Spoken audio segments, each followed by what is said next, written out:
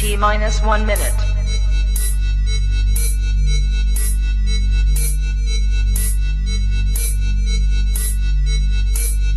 T minus 50 seconds.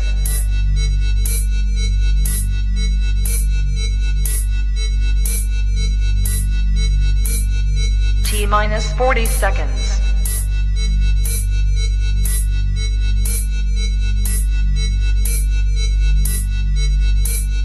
T minus 30 seconds.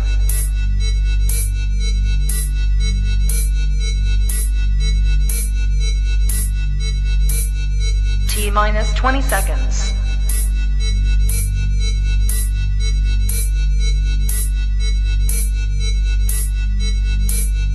Ten, 9, 8, 7, 6, 5, 4, 3, 2, 1, 0.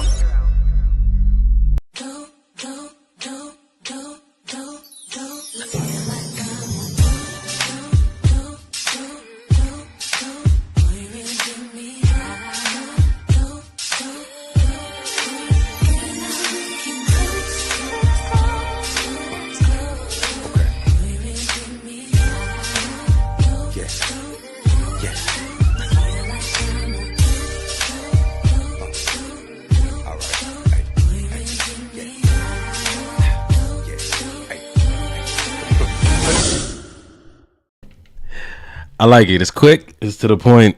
I love it, man. Yeah, we get in, we get out, get the people what they need. Come on, man. Yo, here we are. Here we are. It's us once again. Welcome to another episode, and maybe this will help the podcast, giving you that relationship talk you can relate to get the back to alimony. This is season 5, bro. Season 5, episode 11. We are in the building tonight with all the energy that we could possibly have today to bring you. I'm just happy that this show doesn't require a lot of us. Let me just start there. Yeah. I'm so happy that it's over the past 5 years. It's been a labor of love. Never feel like we got to put on a different hat, face, personality. We can come on here well, sick, tired, full of energy, and just hangry. Just talk. And I mean, and I think that's the beauty of this show. I hope our I'm supposed to say studio audience. Where am I? I hope our audience just does the same thing. You know, I don't even have on pants. You know what I'm saying right now. So Nope. Nobody needed to. Nah. We not. All right, just don't stand up. Don't. I'm just trying to show everybody how comfortable we are. That's fine, man. Just gee whiz. What was the highlight of your week, brother? I don't know. I feel like I'm starting to do things that I shouldn't talk about in public. That's a sign of freedom. Okay, cool. Highlight of my week was game night in Mike and Jay's house. That was the. He still want me to talk about it? Who's next? First of all, Mike is horrible, bro. This brother swears. He got on a hot streak. You couldn't tell him nothing. I don't know if y'all ever played Culture Tag, but man, that game is fun. And it took Mike a minute to warm up, but when he got hot, you couldn't tell this brother nothing. Oh my goodness. That's a tough one though. That was a good part of my weekend, but I don't know if it was the best part. But let me say it this way. I think if I'm not being selfish, the best part of my weekend was really just when you and Jay were like, hey, we enjoyed hosting. Yeah. You know what I'm saying? I've been telling my coworkers and my friends, like, yeah, my brother's newly married, and it's the bridesmaids and the groomsmen still have a responsibility in helping y'all with the foundation. So just being a part of that and being a part of, just these past few weeks, it's been a month, right? Yep. Yeah. It's been wonderful to be a part of setting the foundation for the marriage, you know what I'm saying, to you, and y'all just saying y'all really enjoyed it, hosting, just seeing y'all do those new ventures and the marriage and me being a part of it, man. That was the best part of my week, man. Just the company, the enchiladas, shout outs to the chef. Plural, chef's plural. There's two people that. Two. Nah, just one. That's what I heard. That's which one? Donovan? Nar. That's that. That was it. Wow. Man, but dude, that game was so much fun, bro. Just all of us, man. Yo, Ashley needs an Academy Award. Her acting and then her brain needs to be studied by science. Her memory is it was something. It was spot on. Yeah, man. What about you, bro? What was the best part of your week? I think Friday and Saturday. Friday, of course, like you said, the game night. That was good. It was needed. And then Saturday, I got to go see my niece. Carson play softball, so I went out to the. Hey, I heard about the blowout. To the park, and watched the Bruins whoop some ass on the softball field.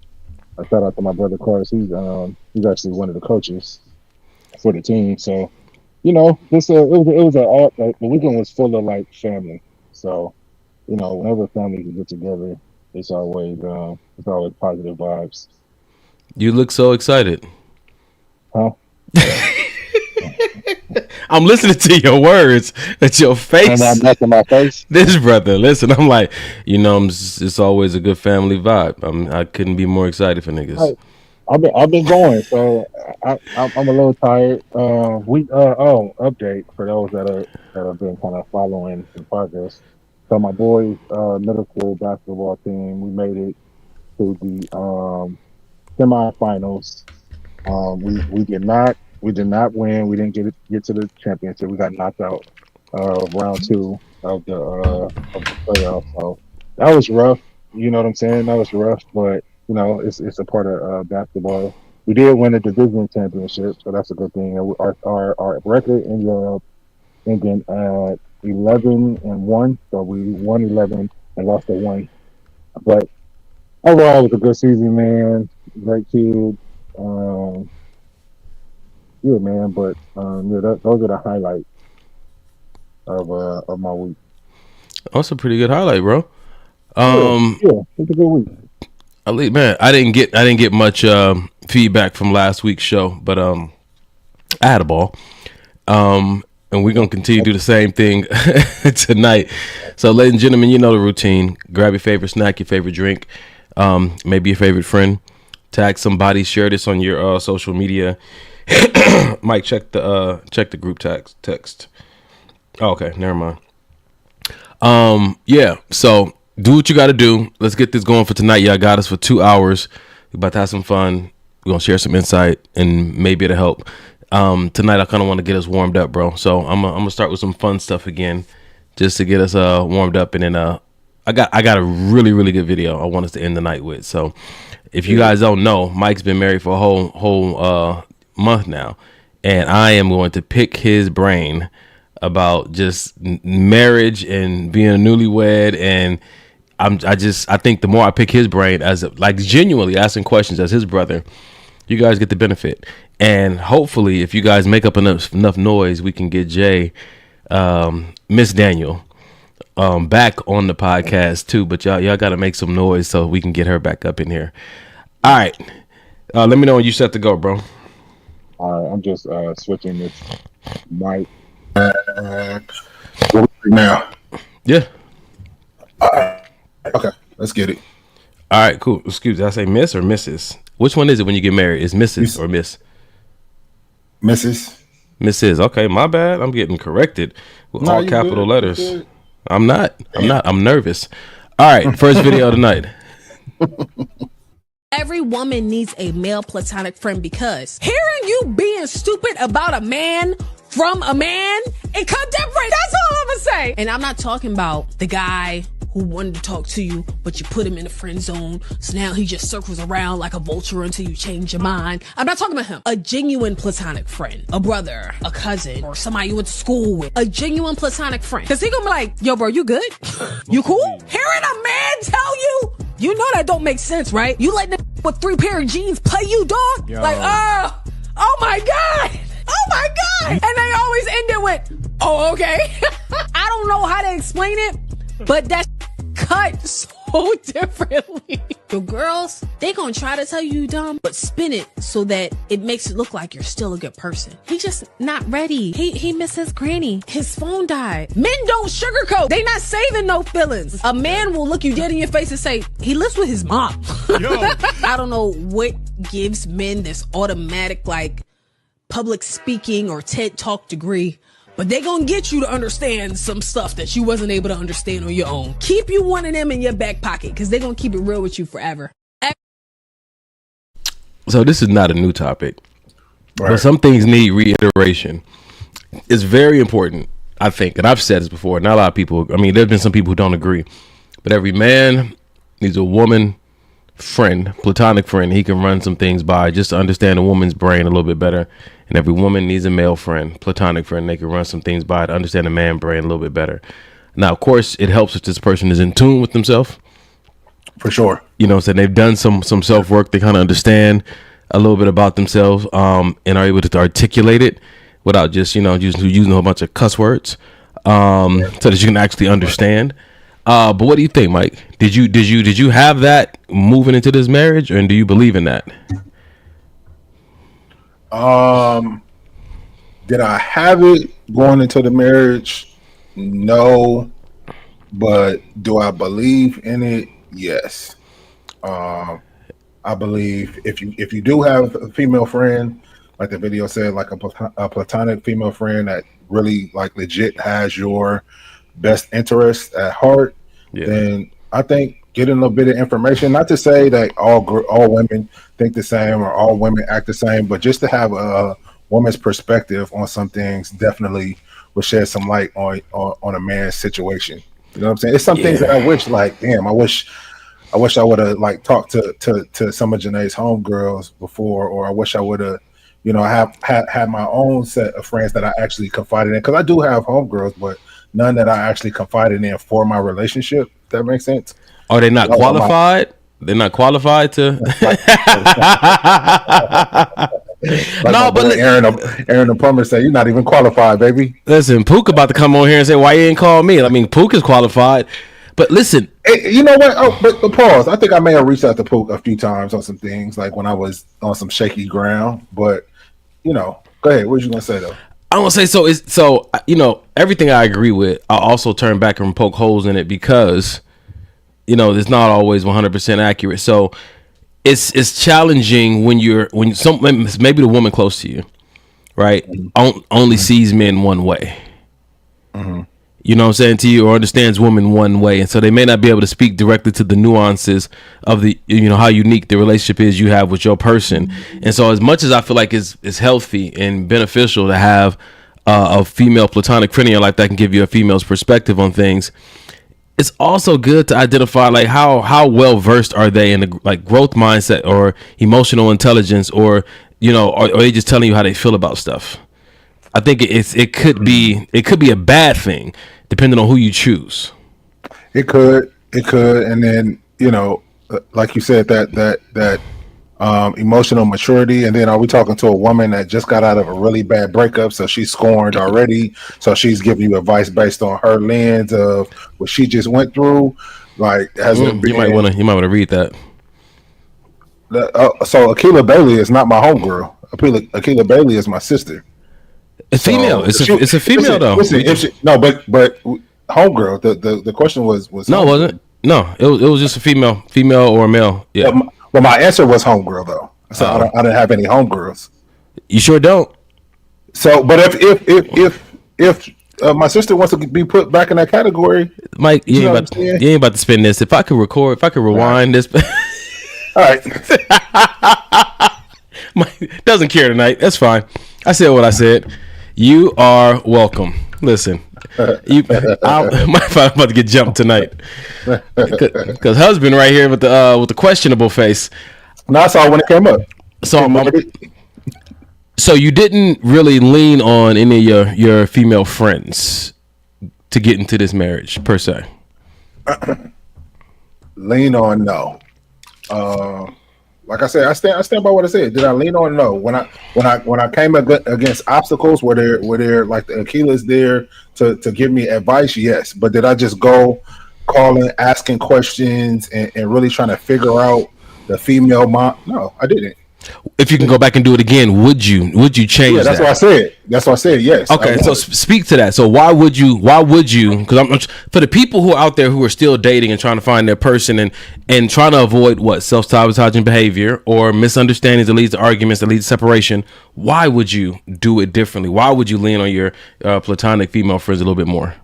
Because a lot of times, at least for me, what I have to go on is prior relationships. A lot of people lead by, you know, what happened in their past, or they lead by, okay, I did this in my last relationship, so maybe if I change this. But at the end of the day, men, we don't.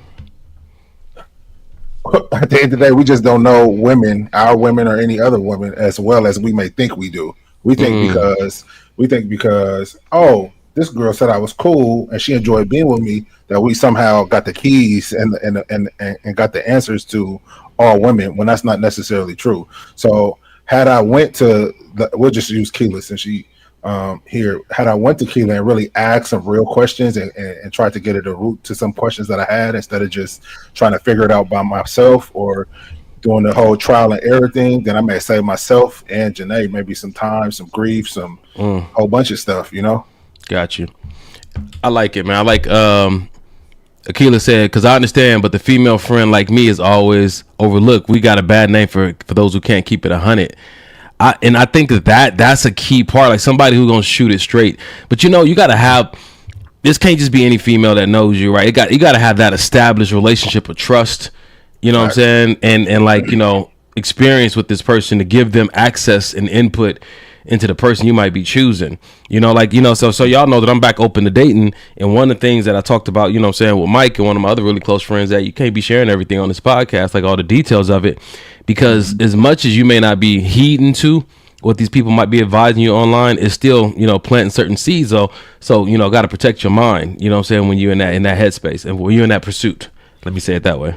Yeah, you do. What up, TT? TT said, I'm sorry, but sometimes when you're speaking truth to people in a sensible, reasonable tone, people discount what you're telling them.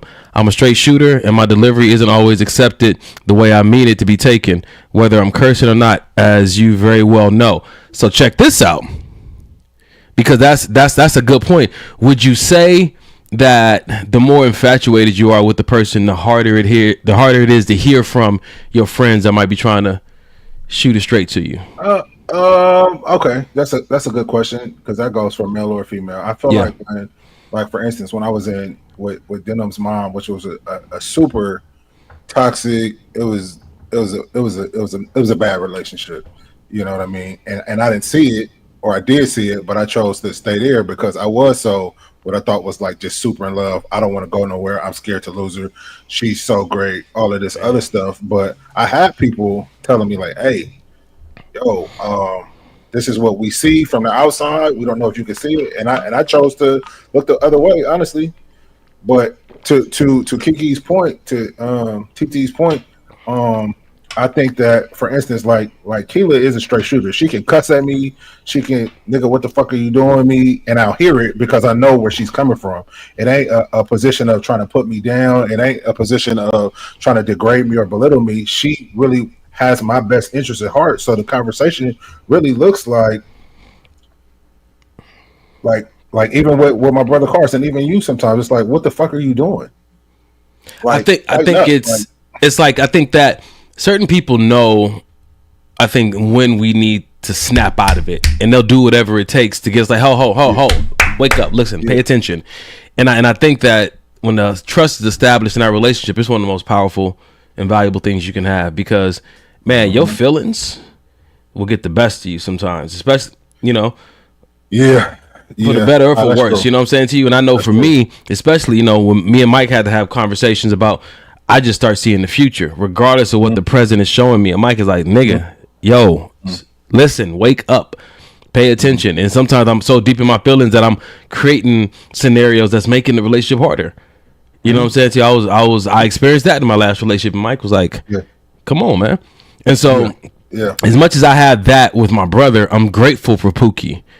Me and Pookie had some real conversation. I'm grateful that I got a good relationship with my mom. Like my mom told me and my sister, like if I wasn't your mom, I'd still be your friend. She likes us as people. So me and her have a different kind of relationship established that's not just parental. Right? It's not like mama's boy trying to get approval from mom, but like me and her have some straight up business, like legitimate growth mindset, people to people, person to person type conversations. And I think I have 2 other female friends that are platonic that I can talk to about these things. And yeah, I think it's great. So if you don't have that, it might be something worth looking into. Yeah, that's a fact. Yeah. You can hire me to be that voice of reason. I'm a life coach. I'm about to promote my business. I got bills. Let's get to it. Yeah, man. That's good. You also gotta know who you dealing with, because some people couldn't take the Donnies, the Carsons, the Keelas shooting it straight like that, and but you gotta know whoever you in that relationship with, whether it's homeboy, homegirl, sister, brother, boyfriend, girlfriend, husband, wife. You gotta know. I know I gotta soften it up when I come at Jay sometime. I know I gotta soften it up when I come at some people sometime. I don't gotta soften it up with you. I don't even gotta soften it up with Keeler, of course. First of all, I don't know about this whole soften up conversation you're trying to have tonight. You married now, get your life together. I will say this. Not everybody who you want to be that person may want to be that person for you. Yeah. Oh, yeah. You know what I'm saying to you? Like, that's a responsibility. And I've had people try to pull me in, and I don't have the capacity, the energy, or desire to do it. So being someone's accountability partner is not really an honor unless that kind of relationship is established and you got the capacity for it. Because you damn near secondhand going to get everything that they going through in that relationship, the good and the bad. So if you're trying to hold somebody accountable or be help them in a relationship, choosing or making one work, understand the part of that roller coaster you're gonna have to ride as well. Yeah, that's a fact. You know?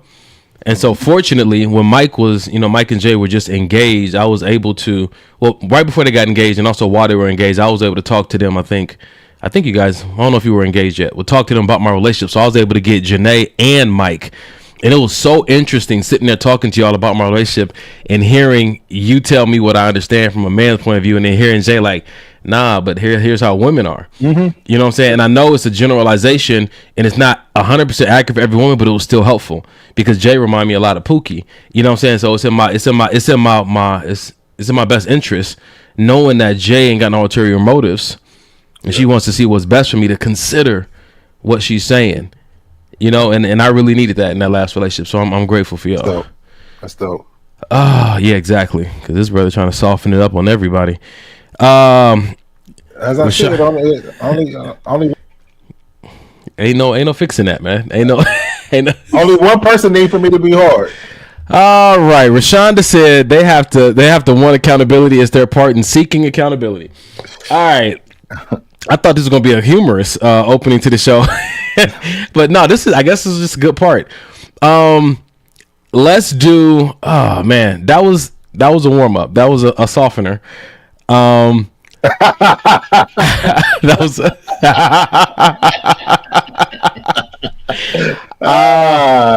Now I just want. I got some good video. I don't even have a lot of videos tonight, but I got some good stuff I want to talk about. So this one came across my news my news feed. I put it on my story, and I really want to see what you think about it, bro, because this one had me thinking. The moment you decide you like someone and then you feel they like you back, the most dangerous moment in dating. And the reason it's the most dangerous moment is because we think it's so rare. I never meet anyone I like and they like me back. This is it.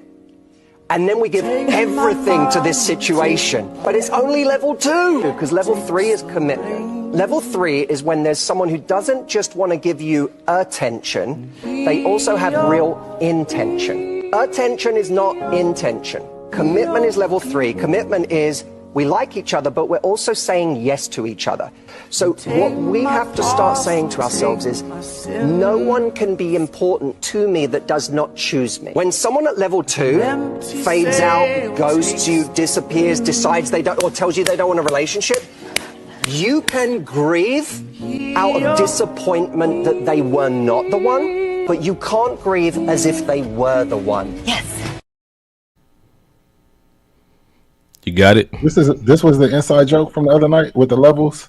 No, not had nothing. When I was listening to it, I was like, oh my God. No, not at all. Let's see. Do I believe that? For the people who are just tuning in, we're talking about when you first like someone and they like you back, and then you go all in and you kind of lose yourself in that process. And if it doesn't go the way you wanted it to go, you grieve like that was the one.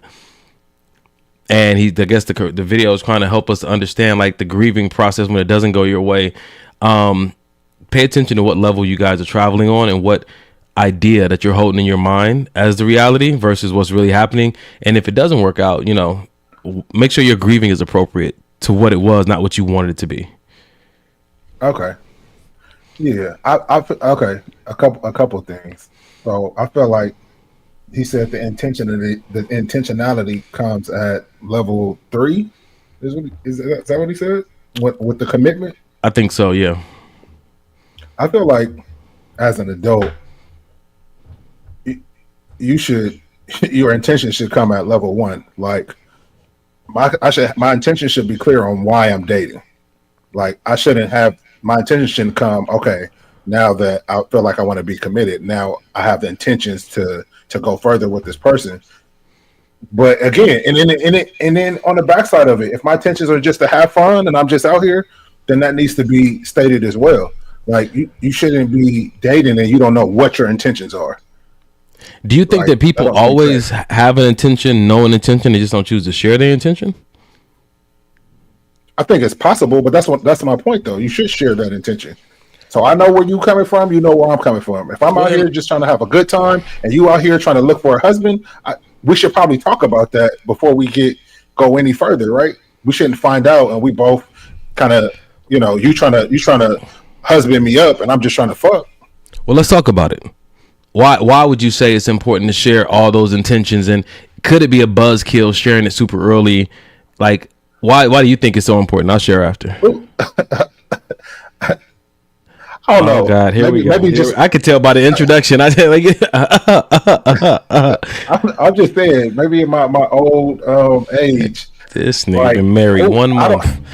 I don't care about buzzkills. Like, we're trying to get information to each other. That's the whole point of dating, right? It's to collect data. If I'm not giving you all the data, then you collecting stuff based on false premise. So let me throw this in there because it's been a while since you dated, right? You've been married about 3 years now. I think we've talked about it on the podcast. Is there a balance, right? Because you can come into a first date with all this conversation, all these intentions, and it becomes so much about you communicating that you don't even get a chance to enjoy or feel each other out. Is there certain things that, let me be clear about this up front, on the first date, or just like over the course of when it comes up organically, let me just kind of share, because it could sound like you're saying off jump, like, hey, my intentions are, let me just put it all out there, which may work for some people, may not. But I just want to know, have you looked at the pros and cons of that? Yeah, in my own life, I never was the type of person to put my intentions out there, and every single time I didn't, it ended the way I didn't want it to end. So I'm coming from this is what I've done, and this is what hasn't worked. Okay. And then I'm coming from people that I know that have put their intentions out firsthand, like, hey, I'm dating with intention. I want to be married. I want to have kids. Like, where are you coming from? Oh, for me, I'm out here partying. I'm still trying to be in the club. Okay, cool. Well, good luck to you, and we go our separate ways. Ain't no point in wasting my time. Ain't no point in wasting your time. Yeah. I like that we had these conversations. My brain be working a little different. Now, I agree with what you're saying, because on these dating apps, they ask you to write your intention down. Seeking something serious, seeking marriage, see what happens, going with the flow. Like, they have all these options on there, which is kind of, I guess, it's more important than I guess I previously realized, that people may, regardless of how, attractive they may find you, the determining factor may be what your intention is for being on this app.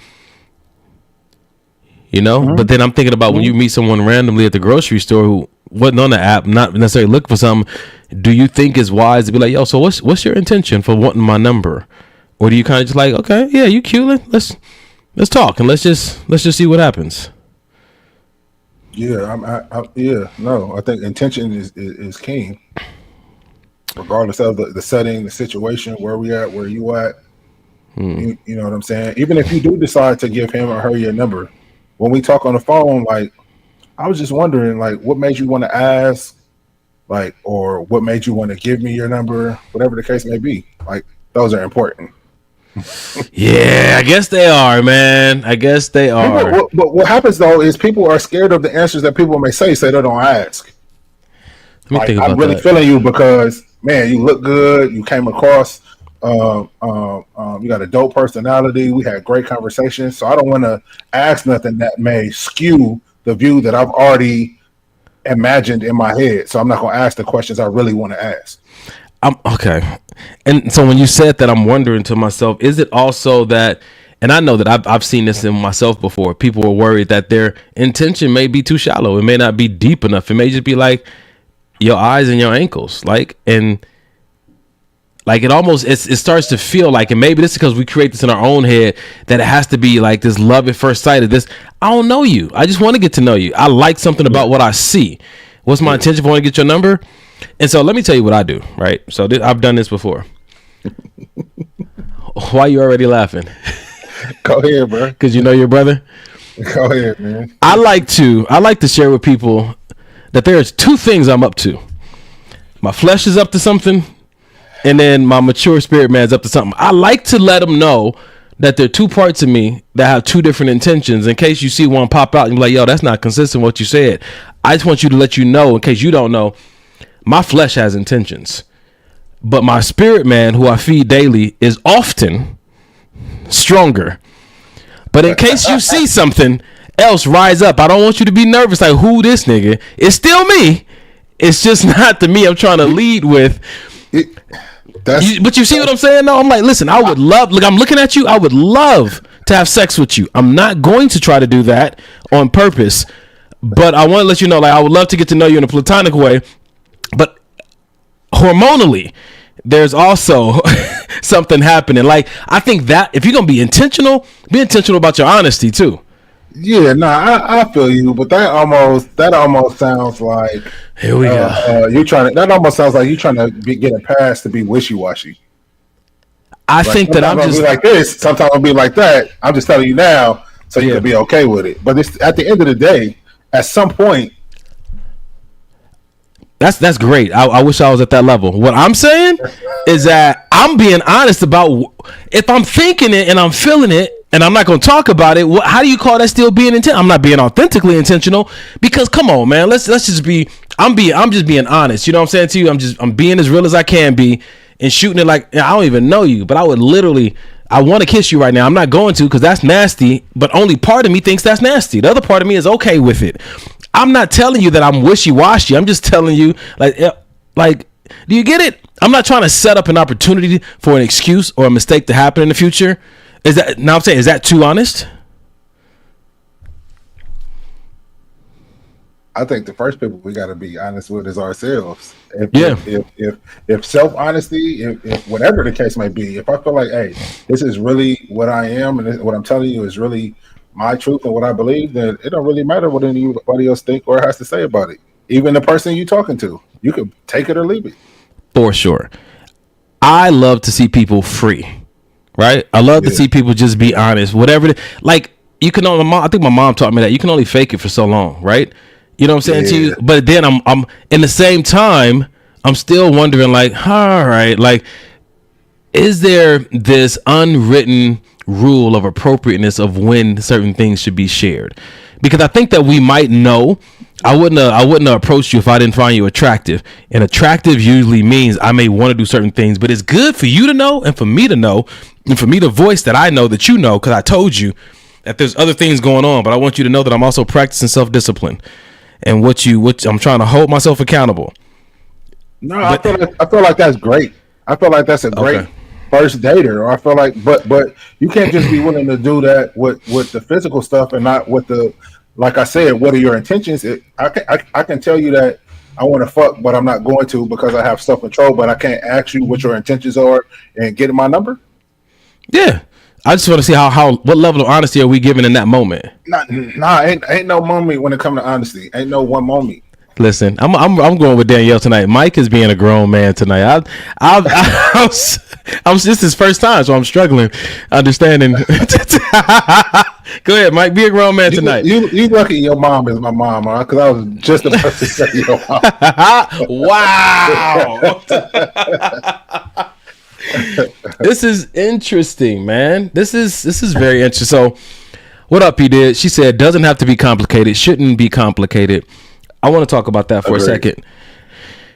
I'm not sure where I stand on that, because I believe that people, what they can handle based on their capability and based on their capacity is where complicated comes into play, right? Complicated for a 2-year-old is not complicated maybe for a 14-year-old, being that they've had more time to learn things, or maybe someone of the same age, right?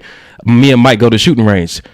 Loading a certain gun, loading the clip on a certain gun may be complicated for me and not complicated for Mike, because he has a military background.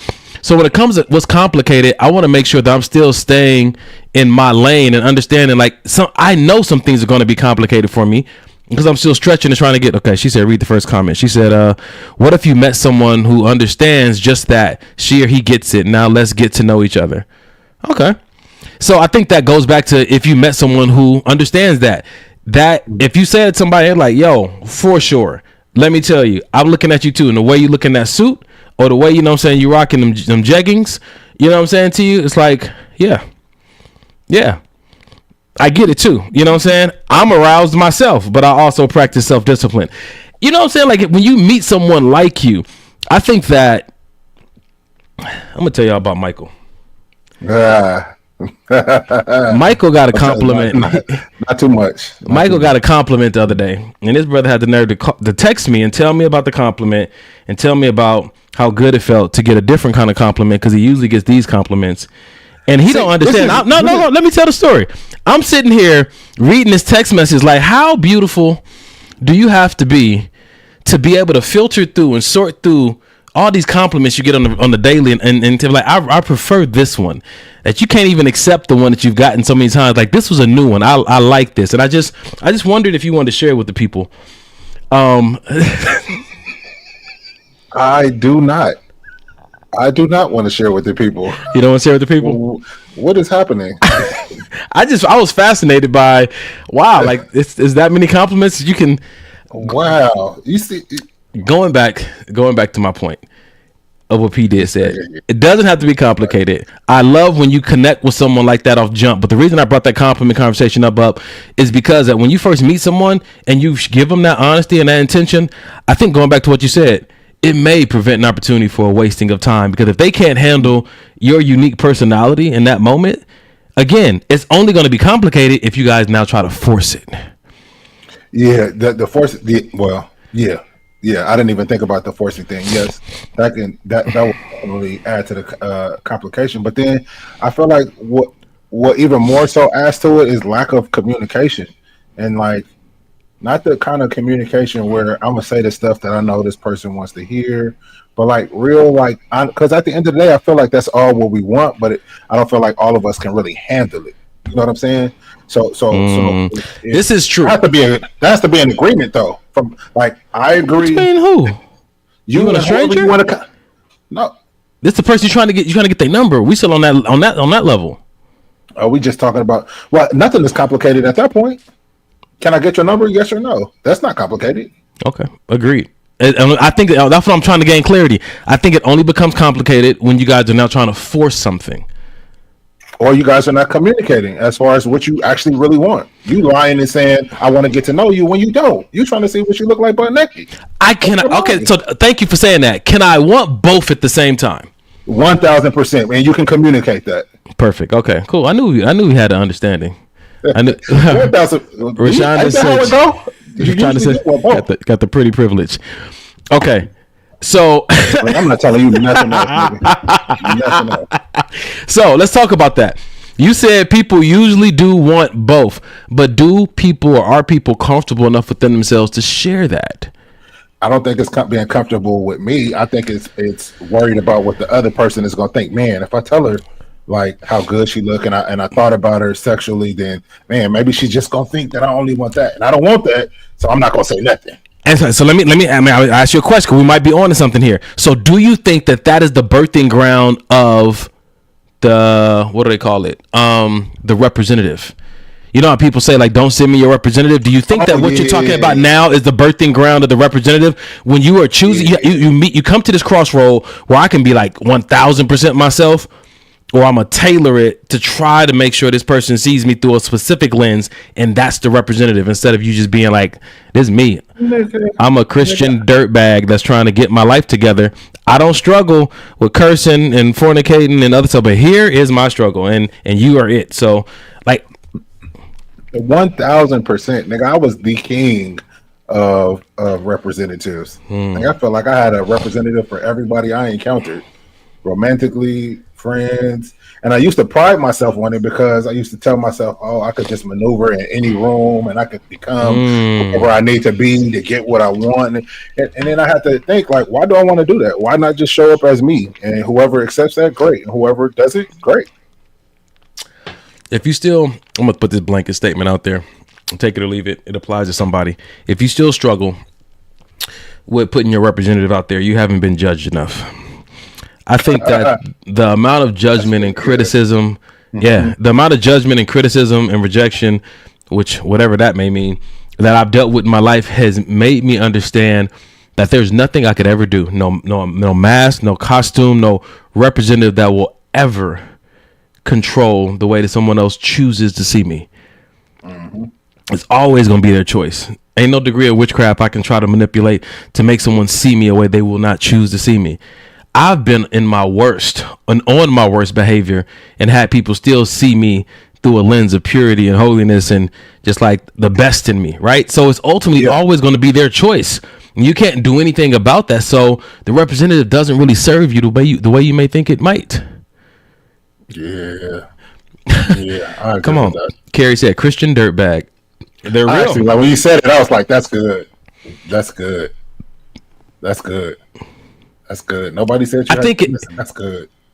It's like coming on somebody and say, hey, you know what I'm saying? I find you attractive. I like to get to know you. I'll tell you up front. There are going to be some things about me that you absolutely love and some things you might absolutely hate. Are you willing to take that ride with me? Let's see when it all, is balanced out if you want to move to another level. That's facts. That's facts. Because I think the people who believe that their discernment is so strong that from the way you ask for their number or the way you first encounter them, they can tell if they want to get to know you or not. That's rough. I don't think I have that gift. That's a lot. And if you have it, then more power to you. But I'm fighting that a little bit. Yeah. P did say so often people tiptoeing around when communicating. Be you. Easier to weed out folks. This means you can't care what others think. You have one life. Live it. That's absolute facts. And that's kind of like when you were over here on our the time before when Janae told you, like, just show up as Donnie. Whoever not fooling with Donnie, oh the fuck will. I'm happy you said that, because then I have conversations with you and you help me to tailor certain things, never to pretend. But I think that when she says be myself, I'm like, cool. And I appreciate that. And then Mike knows there's a lot of selves inside this Negro. So exactly, Donnie, let's talk. Like, yes, that's yourself, but this is also you. So maybe apply that version of you here. You know what I'm saying to you? Mike has been very big about, like, Don, if you're going to get back into dating, I need you to be intentional from the gate. And like Mike has told me that. Just not for them, for me. Yeah, exactly. You know what I'm saying? And I can appreciate that, because we can know in one season not to put our representative forward, and then in another season, if we don't have people reminding us or we don't have a routine that helps us recheck in with ourselves, we can go back to our old dirtbag behavior, you know what I'm saying, and forget. Yeah. So I think that's good, man. Facts. You got anything in the chat over there? I know that you don't be checking the Instagram. They be mad at you. Yeah, they do. Nah, we actually good tonight. Nick said, definitely have to be your authentic self. I've been spending a lot of time thinking about just what it means to be authentic, and to concern myself more with am I being authentic versus is that person being authentic. I was at a Bible study Tuesday, and the pastor was like, he said, the most important sin you should ever focus on are your own. While we're trying to identify what everybody else is doing, if they're in alignment, he said, your sin is always the most important sin to focus on, what you're doing. And so I think that the way that you're doing life, the way you're doing dating, the way you're doing your marriage is always the most important part to focus on, not what everybody else is doing. That's facts. Noog, what you got for us, Noog? She said, or you can be on the same page, and as you continue to get to know someone, is ready to go to the next step or level 3, and other person not so much. So let's not move on then. Let's talk about, what do you do, Mike, when you have a connection with someone, you like them, they like you back, and you find that you're ready to move to the next level and they're not? This is so crazy because I got 2 answers. As you should. You should have more. Yeah. I got to answer pre-therapy, and then I got to answer post-therapy. All right, let's hear it. So my pre-therapy, I'll just minimize how I feel until I feel that we're on the same level. And then when I feel like we're on the same level, then I'll start to match your energy. But I'm not going to give more energy than I feel like you giving. So my pre-therapy, but my post-therapy is, hey, this is how I feel. And I'm going to just put it out there. You could take it or leave it. I'm not even expecting you to feel the same way I feel, but I at least got to tell you how I feel. If you match that energy, great. If you don't, you'll get there. Or you won't. Yeah. Or you won't. And all of that is okay. Ooh, I think that's good, man. I think that's a really good opportunity for you to check and see, are you really into this person, or are you really into the vision you have, and this person is just an assistant to you getting there? Like, come on now, you holding me up. I'm trying to get to this life. I need you to hurry up. I need you to know what you want. I need you to like me to the degree that I like you. You know what I'm saying? Because, you know, you wasting my time. I'm trying to get somewhere. And for me, when I hear that, it's almost like, are you trying to get to know this person, or are you trying to get to a destination and it just requires 2 people?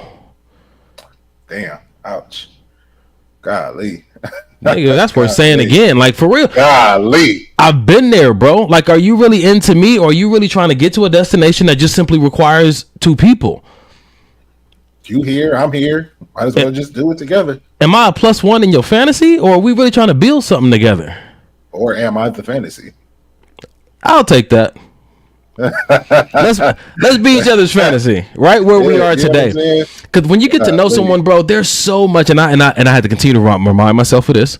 There's so much to enjoy about another human being outside of sexual encounters and intimacy goes. And there's so much to enjoy and to be intrigued by. But if you can't find yourself intrigued by anything outside of sexual desires for this person, then you might want to think about, how far can this really go?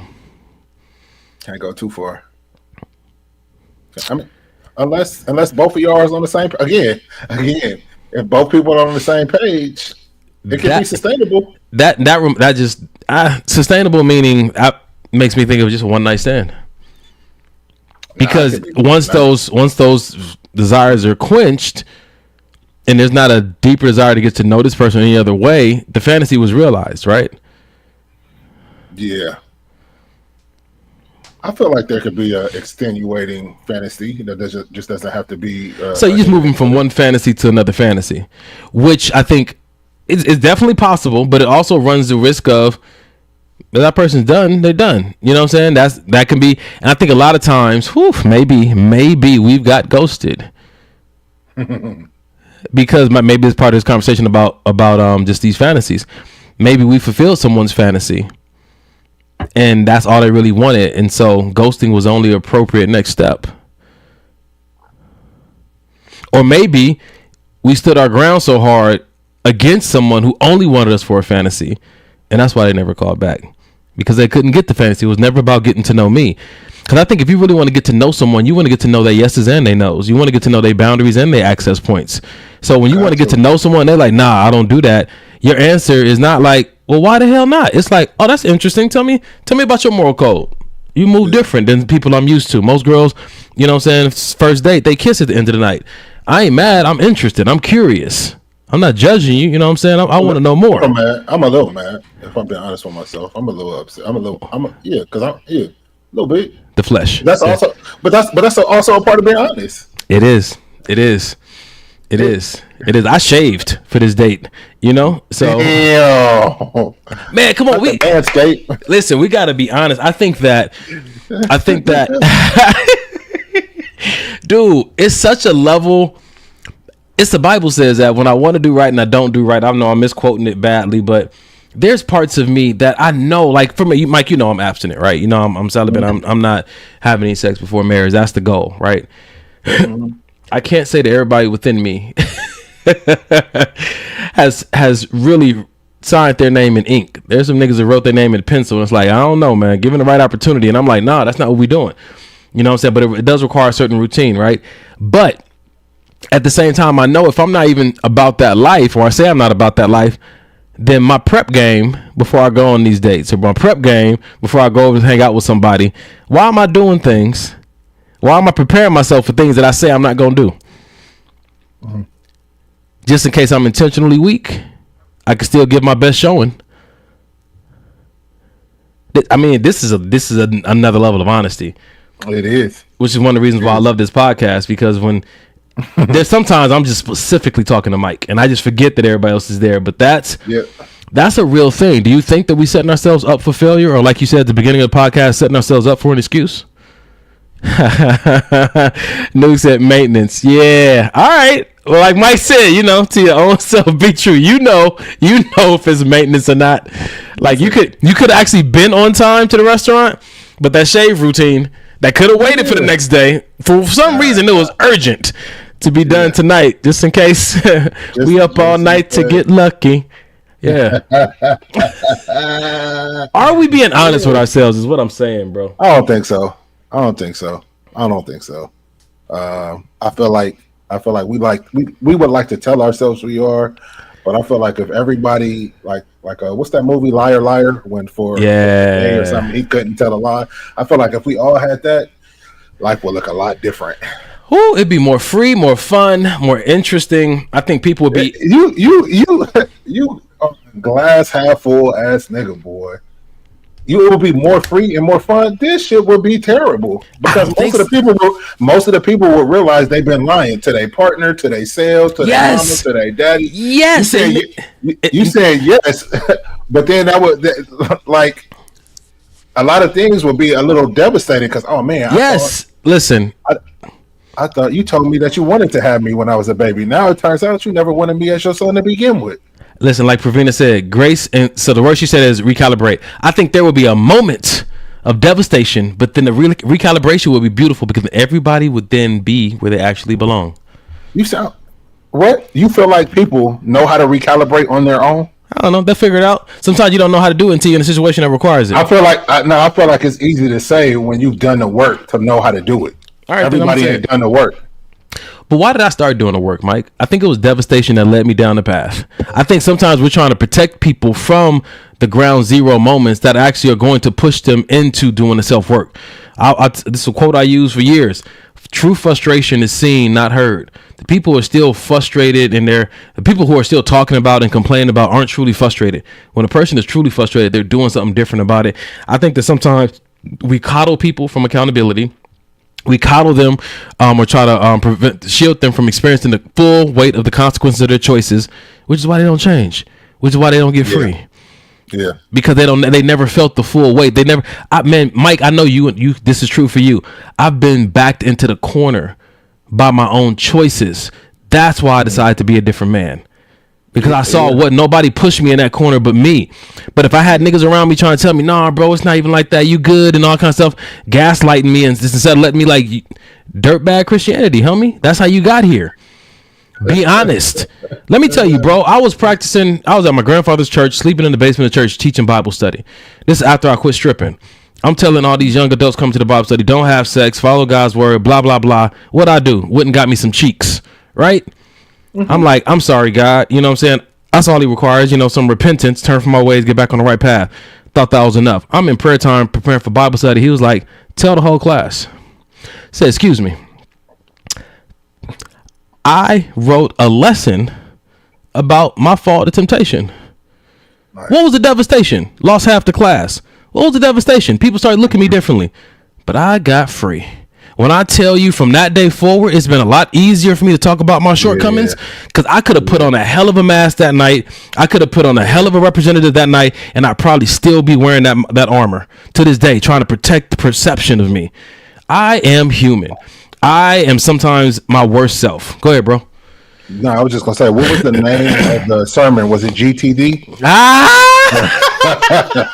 Did you name the sermon GTD? Nigga? Got the draws, dog.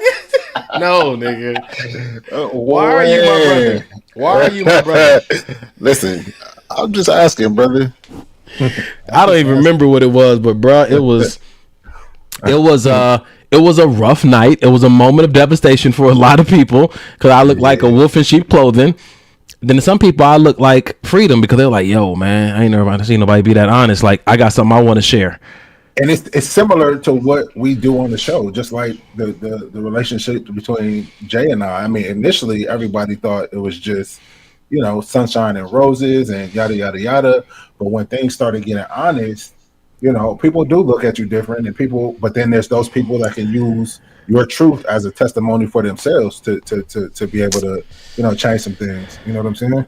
Bruh, listen, when I said in the beginning of the show, I'm still going to stand by it. People get to choose how they view you. It's always going to be their choice. They can look at you in your worst situation and choose to look at you however they want to. You can say you're influencing it and you're giving them data information, but ultimately they get to choose how they want to see you. I've seen Mike make some stupid decisions. And in those moments, I could have been like, nah, we can't be brothers. Mm-hmm. But in those moments, I empathize, because I remember myself making stupid decisions, similar. And I was like, oh, nigga, we more alike. And what makes a nigga feel more loved than at his worst? Another brother comes and tell him, I've done that. Or I've been in similar shoes, or I had the same thoughts. And you're like, oh, nigga, it's not just me. So all those, the enemy is trying to just to take your whole identity away. And you see this brother who's standing tall saying, no, I've been there too. So you start to feel hopeful, and you start to feel like, okay, my humanity is not something I need to hide. 1000%, because the whole trick of the enemy is to get you to feel so ashamed that you don't talk about it. Because if you talk about it, the enemy knows that you can possibly help the next brother or the next sister that's going through the same thing. But if we all quiet, and nobody's talking to each other about stuff that's really real that Christians do, then nobody's gonna get free from nothing. Listen, when you became a Christian, you didn't become an angel. You stayed a human. That's a shirt. I'm a Christian, not an angel. That's a shirt that I'm going to make. Bruh. And I think that's sometimes either our expectation of ourselves or even other people. Shit. I remember the first time I heard somebody say, so what changed when you get saved? Say, you sin, it's just not as easy as it was the day before. And the more you grow in Christ, the more you get the word in you, the more difficult it becomes for you to sin. You're always capable of it, though. So the level of difficulty for me to do it or want to do it should be increasing as I'm growing in the word, getting closer to God. But for you to think that I'm solid from here on out, maybe you were. That hasn't been my story. Maybe you were, right. And somebody told me that you may not be saved if you still sin. I might not be. I'm just gonna take it one day at a time. I can't spend time trying to argue people. I can't spend time trying to argue people's perception, bro. I got too much living to do. Too much. Just keep on watching, bro. Just keep on watching. Too much. Sheesh. All right, man. Wow. You got any comments over there? I'm gonna go ahead and check Instagram and. That's wild. Let me see. But a person should say that from the beginning. I'm sorry. Fun. I missed where that was in our conversation. But you can't dismiss your person before because of the person. Dulce said you forgot about your IG audience. Who said that? Dulce Amore. Oh shoot. Michael. Is that Michael? Nah. Where's she at? She on your IG? On the ab time for you, brother. She's on a Maybe This'll Help IG. Okay, my bad. I will pay attention. This is cool though. The conversation's full. We got stuff on IG. I got text messages coming through. You got stuff coming through. Be a part of the conversation. Tag somebody that needs to hear this, man, because this is good. What 1-800 Jackie said. That's good. True frustration makes you move different. You have to want it. This is why I don't spend a lot of time and waste a lot of breath on people who are habitual complainers.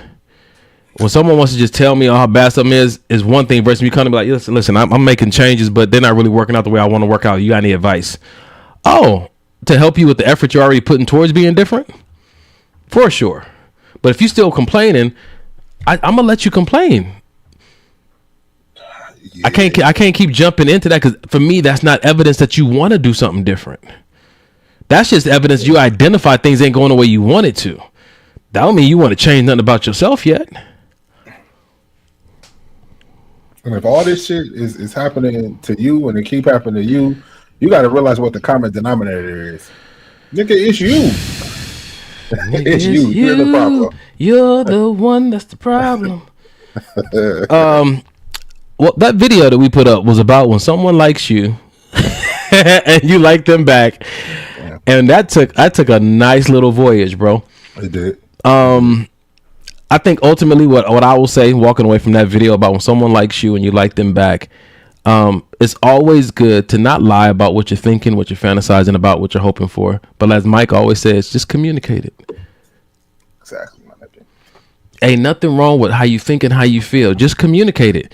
If the person can rock with it, to God be the glory. If they can't, to God be the glory. You know what I'm saying to you? Mm-hmm. Mm-hmm. Absolutely. All right. So, you know what? On that same vein, since we're talking about honesty, let's do this, Mike. If you open up to a woman, at least as a man, there's like a 98% chance that she's probably gonna ghost you or move on to a different man. Okay? This tends to perplex a lot of people, and they often ask the question of why, and some people are just so jaded they stop asking why. They just decide that women are just like this and they live with it. But women often see men as ideas, not really who they are as an individual. So essentially, if you open up to a woman, you're becoming a real person. You can no longer fit in the confines of the idea, the box that she has placed you in.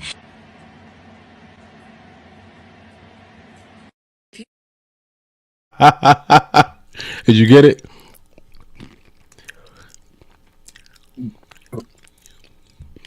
I was listening to what she was saying. Was there a joke? Why wasn't it funny, Mike? Because she sounds retarded. That's not funny? Not when she's not trying to. I told you, it takes a lot for me to take something serious. I found something in here I want to talk about, but I want to hear your thoughts first. No. Please, no. I told you my thoughts. Okay. Like, I feel like she speaks for herself. See, yeah, there you go, Allison. See? Boop. What you say? What the F is she talking about? I'll tell you what she's talking about. Before I go forward, Dulce said yes, that applies to both parties. When you're both BS, that might happen. Ling, what up? I'm gonna say it like this. I think what she's talking about is a way, for me, how I took it, is a way of verifying if a person truly cares about you. I think it's important to identify from the jump, when you first get to know someone, do they really care about you, or are they only focused on the idea of a partner they have in mind, trying to see if you fit the script? When you open up to a woman and she ghosts you or feel like, that is one of the most beautiful things that can happen to you, because that is a clear indicator that's not a woman you need to have in your life. I think sometimes we are so quick to get offended and get angry when people treat us or judge us that way. But I think it's a beautiful opportunity, because things will never be as clear as they are right now about how you feel about me. They will never be that clear. I think we always are asking for clarity. And then when clarity shows up, because we don't like maybe how it feels, sometimes we disregard how valuable it is. I've opened up to them before and shared. They see the muscles. They see, you know what I'm saying, the accolades and stuff that I carry. And I tell them I'm struggling with the fact that my cousin passed. I'm struggling, you know what I'm saying, with the fact that I can't figure out this financial situation. And like, you struggling? Why you struggling? I'm like, oh, you struggle with me struggling? Thank you. Because I was trying to figure out where you belonged in my life. And this lets me know nowhere. Like, I'm happy. Like, it's a rejoicing moment whenever someone reveals themselves to you, even if it's not what you want to see. It's a rejoicing moment. Clarity is something that we love. We just got to be able to accept it, even when the moment's of clarity don't feel good. That's why I'm laughing, because I'm like, when that happens, what she's talking about is women who do that. But when they don't do that, it also tells you like, oh shoot, I might have something here. You want to hear more? When I tell you that, you know what I'm saying, I had a few abortions, when I tell you, you know what I'm saying, that I almost killed somebody, when I tell you that anger used to be an issue for me, you got curious instead of judgmental. Okay, hold on. Let me tell you some more. Because ultimately, who you want to be around in your life are people that you ain't got to hide yourself from. But you never know that until you start talking about yourself. And it don't make them a bad person because they can't hold space for yourself. It's just where they are and who they are. They ain't got to be villainized for that. All they need to know is all they need to be is properly placed where they can handle, where they need to be. That's all. Because there's some people who share stuff with me, and I'm pretty sure they don't like my response, and that's because I don't belong in that place in their life, and I don't want to be there. And that's okay. That's what I heard. That's crazy. I like your version better. I like your version better, nigga, because I don't know what yeah. And okay. I'm gonna tell you, man, this is what I'll tell you. When I tell you, it took me so long, but I finally started to appreciate how much I've been judged and criticized. I didn't know what it was doing for me while it was happening. But at this point in my life, it just helps me to identify where people belong in my life. And it's such a privilege for people to show me how they really feel about me. Good, bad, or ugly. Yeah, man. Yeah, I agree with that. And that's funny. I was just talking to Janae today about the feeling of being seen, like really seen. You know what I mean? And or the lack thereof, especially when you're in a relationship or in a friendship or whatever the case may be, and you feel like you're not being seen, and what that can do to people. You know what I mean? So like you're saying, when you do find those people like, oh, you see me and you still want to stick around, cool. That's dope. That's how you know those people are keepers. Those friends are keepers. It takes two people. One, it takes you to show yourself. And then two, it takes that person to be able to hold space for the self that you're showing. Yeah. That's how you know you got something real. Answer this question. TT said, I've been told that men feel like prey for women. Do guys really feel like that? Deal like that? What do you think? Yeah, I would say yes. I'd agree. I would say yes. Yeah, I would definitely say yes. But then, okay, I know that me and you would agree, but do you think that every man agrees with that? I think that culture, we come from the same communities and culture. And I think that the narrative that's spoken and taught in our cultures, I think that's what's influenced us to feel that way. But I do know there's other places in the world, in the United States, where men are celebrated for their vulnerability. There's certain communities, maybe even in California, where men are celebrated. So I think before we start to, I taught myself that before I start to feel upset about the narrative that's being spoken in my community, recognize that it's not worldwide. That's good. I can always change my zip code and probably get a different response from women. You know what I'm saying? Out here, if I tell a woman in LA, like, I got a job, you know what I'm saying? I'm not making six figures, you know what I'm saying? Or, you know what I'm saying? I'm not, I don't have a house and a rental property. My car ain't paid off, so I don't have, 6 figures in saving. They're like, then what have you been doing with your life? I can go somewhere else and say, I love the Lord. He heard my cry. I don't have a criminal record. And I'm working on some entrepreneurial endeavors. And they be like, you are all the man I need. I think sometimes we just marketing ourselves in the wrong territory, bro. Yeah, you might be right. You might be right. You might be right, bro. P did said, I think being honest opens up things inside of you. Yes. That have been suppressed. That want out is who you've always been. When someone gets it, ding, ding, ding, it's clear. However, my perspective is very different than the norm. It is. We know ATA alien. And I think that the more you are yourself, the easier it is for you to find your tribe. I think a lot of people are crying, where's my tribe, where are my people, while they're wearing a costume. They can't recognize you, my nigga. Ooh. They probably somewhere being honest. That's good. Damn. Where your husband? Probably somewhere being his true self.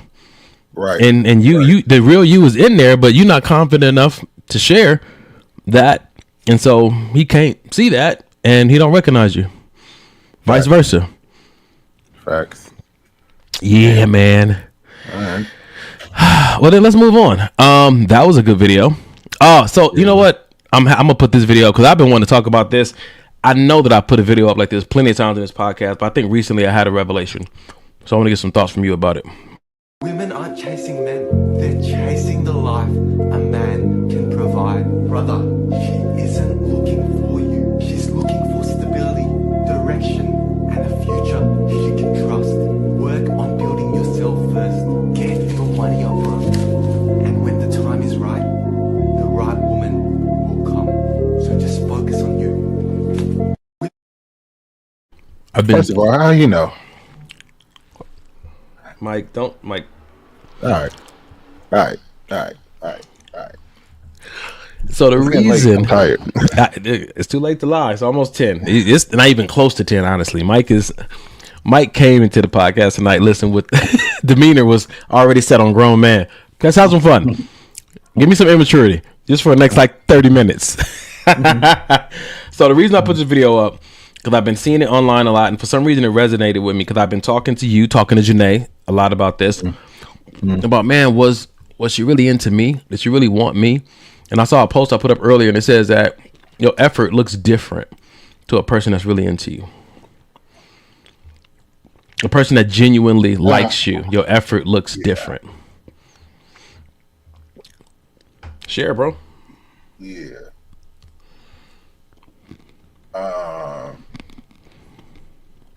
Yeah, it does. No, I'm not gonna share that. Okay, cool. And I think that the reason I keep putting this video up is because I'm going back and forth in my head about, just because I don't like how it feels, does that make it any less true? And is there something I need to pay attention to? So in this video and other ones I saw, they keep saying, yeah, she wasn't that into you. But what I hear in the back of my mind is that she could have been. Have you been handling your business the way you need to handle your business? Because maybe women aren't into men for the same reason that men are into women. Very generalized way of saying it. Like, yo, a man sees this woman, sees this beautiful thing that he wants to touch and take care of. A woman sees this man, she's like, can he provide for me the kind of life that I want or I feel like I deserve? And while we're doing all our best to get these muscles, while we're doing all our best to get the car and the job to look a certain way, what she's looking for is true stability. Not just, saying financial stability, but social stability, emotional stability. And if I haven't been investing time in getting those things fortified within me as a man, and I meet someone that I'm into and she's not into me, how much of my anger should be pointed at her and how much should be pointed at myself for not doing what I should have been doing as a man to provide her with the things that she needs as a woman versus thinking that she was visual like I was. Yeah, I feel that. And then even on the flip side of that, I think that men and women, we tend to curate ourselves based on what society says that men or there we go. That's good. That's good. That curate yourself to be who you are, not to try to, okay, so I'm going to get a good job. I'm going to make X amount of dollars. I'm going to drive this kind of car. I'm going to read this many books. I'm going to drink wine. Like all the things that are like trending. I'm going to do all those things because those are what, like I think it was me and Janae were talking about, or me and somebody was talking about wine and drinking wine. And I was like, wine is fairly new. All these like younger black people wasn't drinking wine 10 years ago. That's new because somebody said this is what makes you seem like. They were winos. Remember, we called them winos back in the day. those was the ones by the liquor store. They was drinking wine, nigga. It's in the name, bro. Winos. We had winos growing up. but like when you hear people talk and they talk about like what is a successful man looks like I can literally hear it. Like, okay, I wake up in the morning, I do my affirmations, I stretch for 15 minutes, I read 17 books in an hour, I talk to my mentor for 3 hours, I go light to a candle when I shut poop. the fuck up. Like, no, nigga. You woke up and turned on Jerry Springer and laid there for a half hour before you got up at 10 o'clock a.m. Like, you know what I'm saying? Like, toxic. Do what you do. But I'm just saying, do what you want to do. Do it Do what you feel makes you a better person. And then somebody will be able to appreciate that. But if I'm steadily trying to curate myself and make myself to be what society says a good man is, then that ain't it. That's not me. That's society. So what do you do when you find yourself living in a society that doesn't share the same values as you? What do you do when you find yourself living in a society that doesn't carry the same values you carry? Which means that a lot of people who live in that community are going to value the things that the values that the community is talking about, but you feel so different. Yeah. I don't care about that kind of stuff, but you're still trying to find a spouse. Find her somewhere else.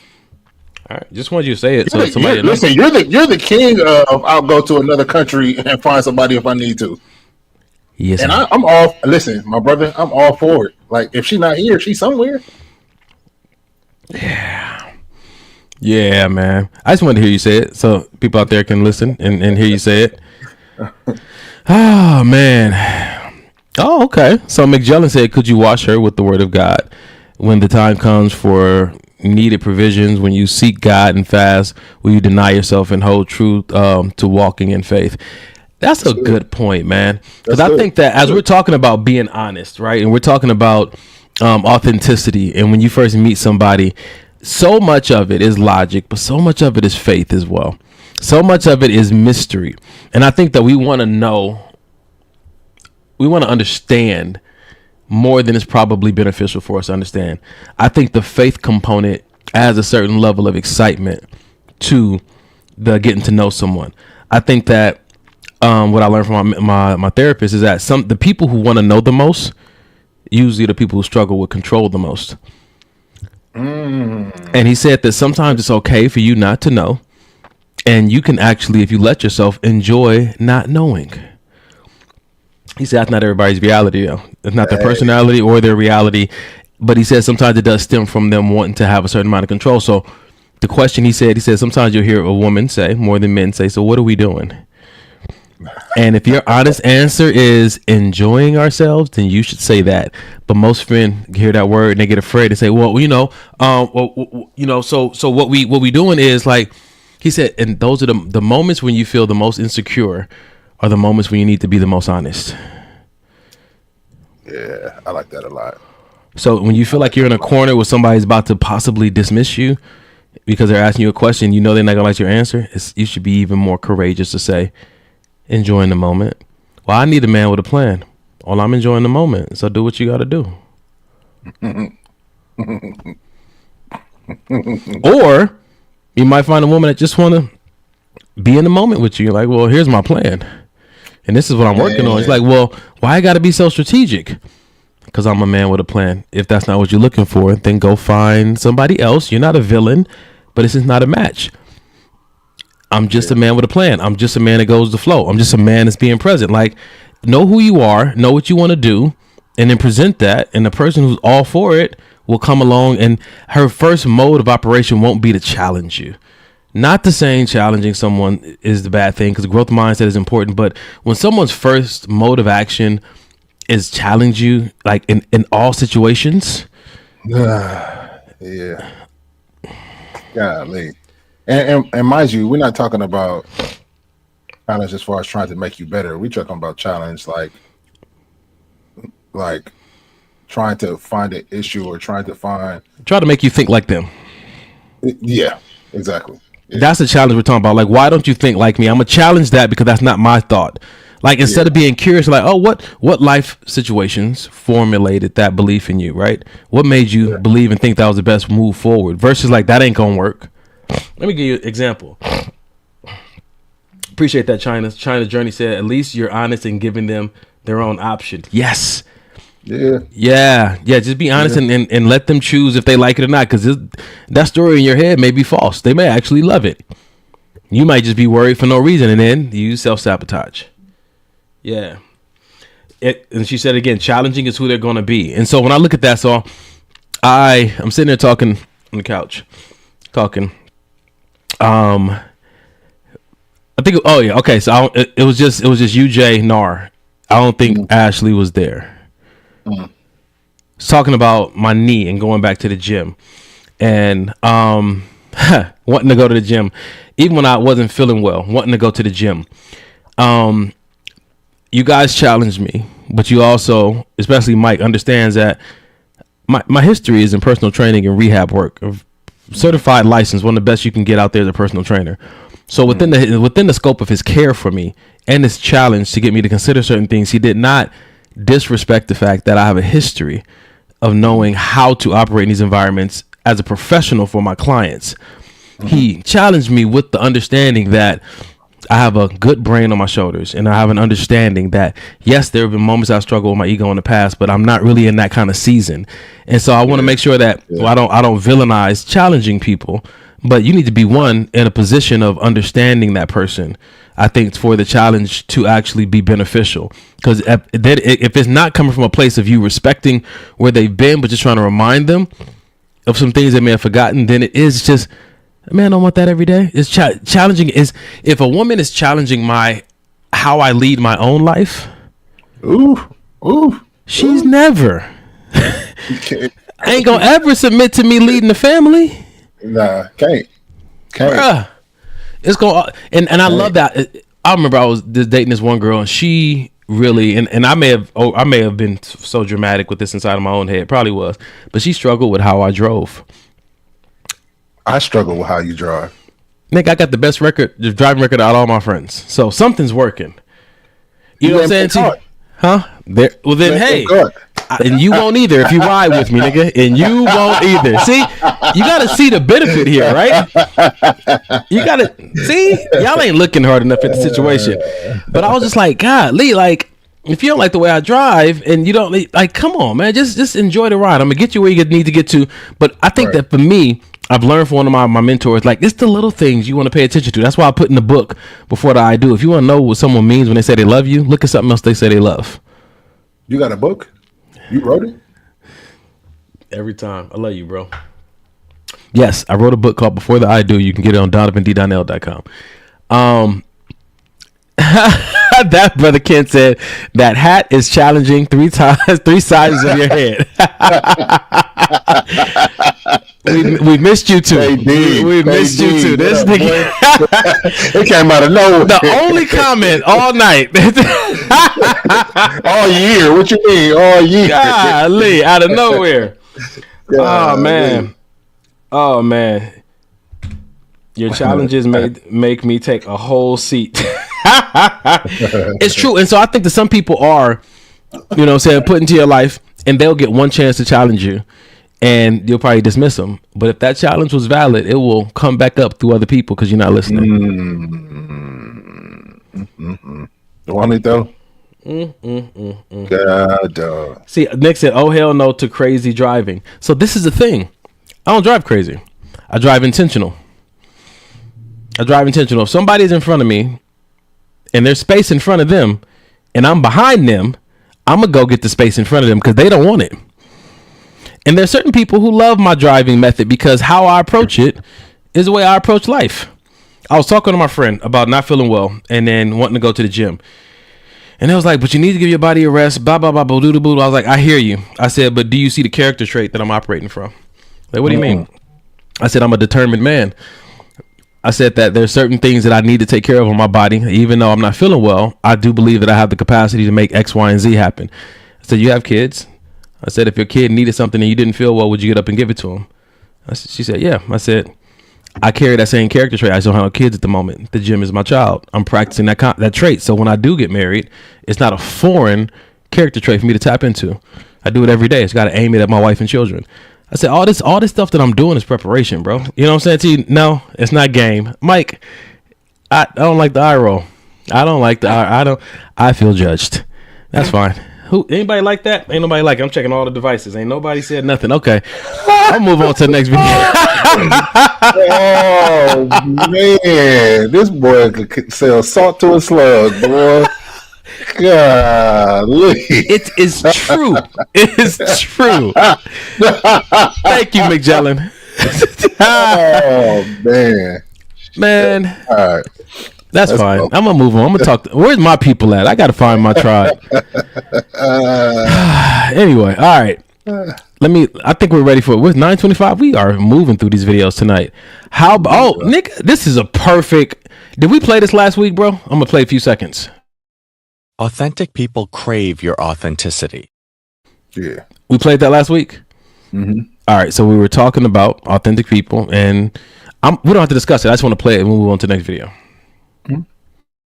Authentic people crave your authenticity. It lets them know they can be open. Inauthentic people crave your inauthenticity. It allows them to continue to hide. If you find that the people around you don't like when you're being authentic, it may be the case that it's less to do with who you are and more to do with their own discomfort with vulnerability. If you continue to stay true to yourself, eventually you'll attract the people who want to grow in authenticity alongside you. Be patient. You'll find your people. And my people ain't online tonight because my friends on Instagram telling me that sound like game that I just spoke. Listen, man. Golly, man. Golly. All right. That's fine. I'm going to switch gears. If you were married to a sex symbol, let's go down that path. Yeah. We're going down a whole different path. You want to get out of here? Yeah. Before I move on, check Instagram and Facebook, man. Gee whiz, man. While Mike is checking this side, I think you guys are rocking with us tonight. We about to. I told y'all I was going to be picking Mike's brain about his marriage. I'm going to say this: Mike is a model. I'm not going to embarrass you. Mike, it's too late. What does it have to do with anything? You got a model page. You wear suits with no shirt underneath it. And I think that I want to bring that up in preference to a preface to this to this next video, because maybe I should set it up by saying I might set it up this way. Let's do this video first, and then we'll do that one after, because it's about why a person wouldn't choose an attractive person to marry. Oh, okay. When women are really serious about getting married, they often target less attractive men because, boy, oh boy, are they easy pickings. I see this all the time. I call it the Feast of Crumbs, in which men get like the smallest hint of affection and interest, and suddenly, she's the one. So, have you ever been called Slim Pickens? That was your nickname? Hey, Slim Pickens. I've never been called Slim Pickens, but I felt like I was called that. Yeah, that makes two of us. Before I move on to the next video, do you think that when women are ready to get married, because they may not always be ready to get married, but when you think they're married, do you think that they go for less attractive men because they're easy pickings? It's easier to get them to commit.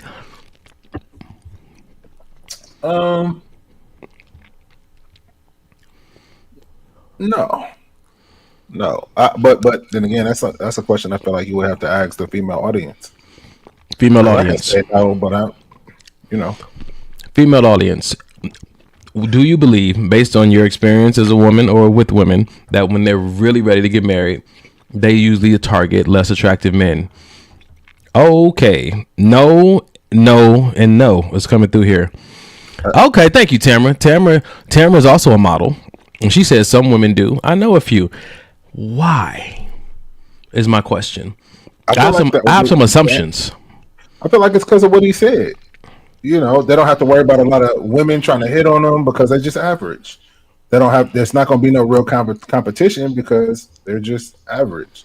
They'll be more than likely to act right, quote unquote, during the marriage because they're just average. So this goes back to the conversation you and I had, and I see it on IG. China said no. Sindria said no. This goes back to the conversation that I heard once, and they said inside of every relationship, there's a reacher and there's a settler. There's somebody who reached outside their league, and there's somebody who settled. Who are you in your marriage, Mike?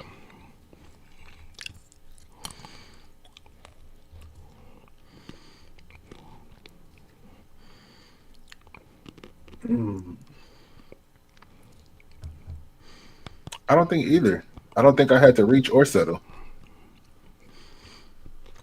I feel like that way because our relationship was so organic. The beginning of it, it just everything kind of unfolded. So I don't feel like I ever had to reach. I don't want to speak for her, but I don't feel like she ever had to reach or settle. Either. Well, I know she didn't settle, but I don't feel like she ever had to reach either. That's so good. Whoever told you that, it made me think, how do some people end up in a marriage where they're living the reality of someone who reached and someone who settled versus those who feel like you feel? I think that starts not on the dating stage, but that starts in the self-identification stage. What do you believe you deserve, and do you actually go after it? Yeah, I like that. Yep. I think that some people don't see. Well, I ain't gonna say they don't see themselves. Everybody sees themselves how they see themselves, but how you see yourself really determines who you believe that you can get and who you will go after. Mm-hmm. So Danielle said they think it's safe. Pravina had a really good comment. Let me see if I can find it. She said average guys get the same smoke as better looking men. It doesn't matter. Wait a minute. I must have read that wrong. So are you saying that average men, because we're talking about unattractive men, are easier to get? Are you saying average men get the same kind of value as unattractive men? Yeah. Clarify that. Yeah. Oh, I feel like that's what she's saying. Like for her. I think she's just saying like a man is a man. It's not like what necessarily whether he's attractive or not that gives him play from other women. So Tamara came back and said they told me that they get treated like a queen and they get attention that they needed. It'll be tough to have, what I'm saying, two people who talk about it, Mike, because I was about to go down that path. Talk about it. No. I'm just saying any man that tells you he gets treated like a queen, that's probably why he's average. No, the woman said they get treated by a queen by less attractive men. Oh, okay. Hey, listen. I mean, who's spending more time in the mirror? Who needs more compliments, right? I think that there's maybe some truth to that, because if you're not really in the marriage because you want the person, but you want a certain life, the life you want may be the life full of compliments, being showered with gifts, being fawned over. And that may be easier of a life to get from someone who you're not in competition of attractiveness with. Not someone that's in the back of their mind feeling like I could do better. I ain't got to put up with this. But someone who feels like I never thought I'd get somebody who looks like you. So I'm going to do everything I can to keep you happy. Pretty good. That's pretty good, because I feel like me and Janae have actually had this conversation sometimes, because when we would go out, it's always like taking pictures of me, or if we, if she comes with me to a photo shoot, it's always like kind of revolves around me. And I think we had the conversation of like, are you okay with it? Does that make you feel like a shadow? You know what I'm saying? Because, most women, I feel like a lot of women, I don't say most women, some women, their looks and the way they look is important. And when they step out and they show their stuff to the world, that's important that the world says, hey, you look nice today. So one of the things that I try to do is make sure that I am present as far as how she looks. She changed her hair, things of that nature, because I know a lot of the times when we go out, or if I have a gig or something, the spotlight is usually on me. That makes sense. And you communicate that, and she doesn't even desire it, so it don't bother her at all. And I think that is what we assume sometimes, that somebody's going to feel intimidated. You hear that come say, they're just intimidated by me. That may not be the situation. Everybody is not always intimidated by you.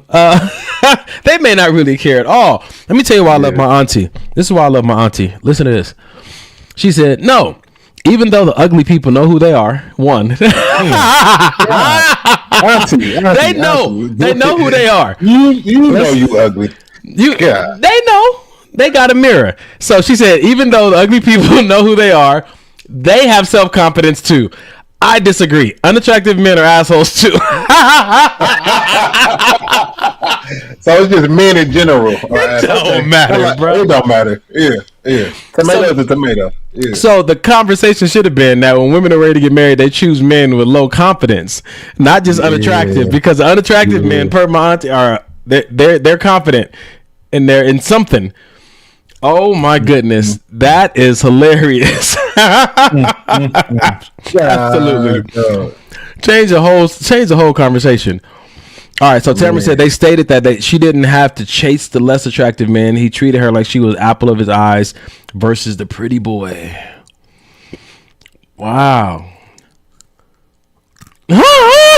Tamara said, I tried dating a less attractive man. He still cheated with his ugly ass.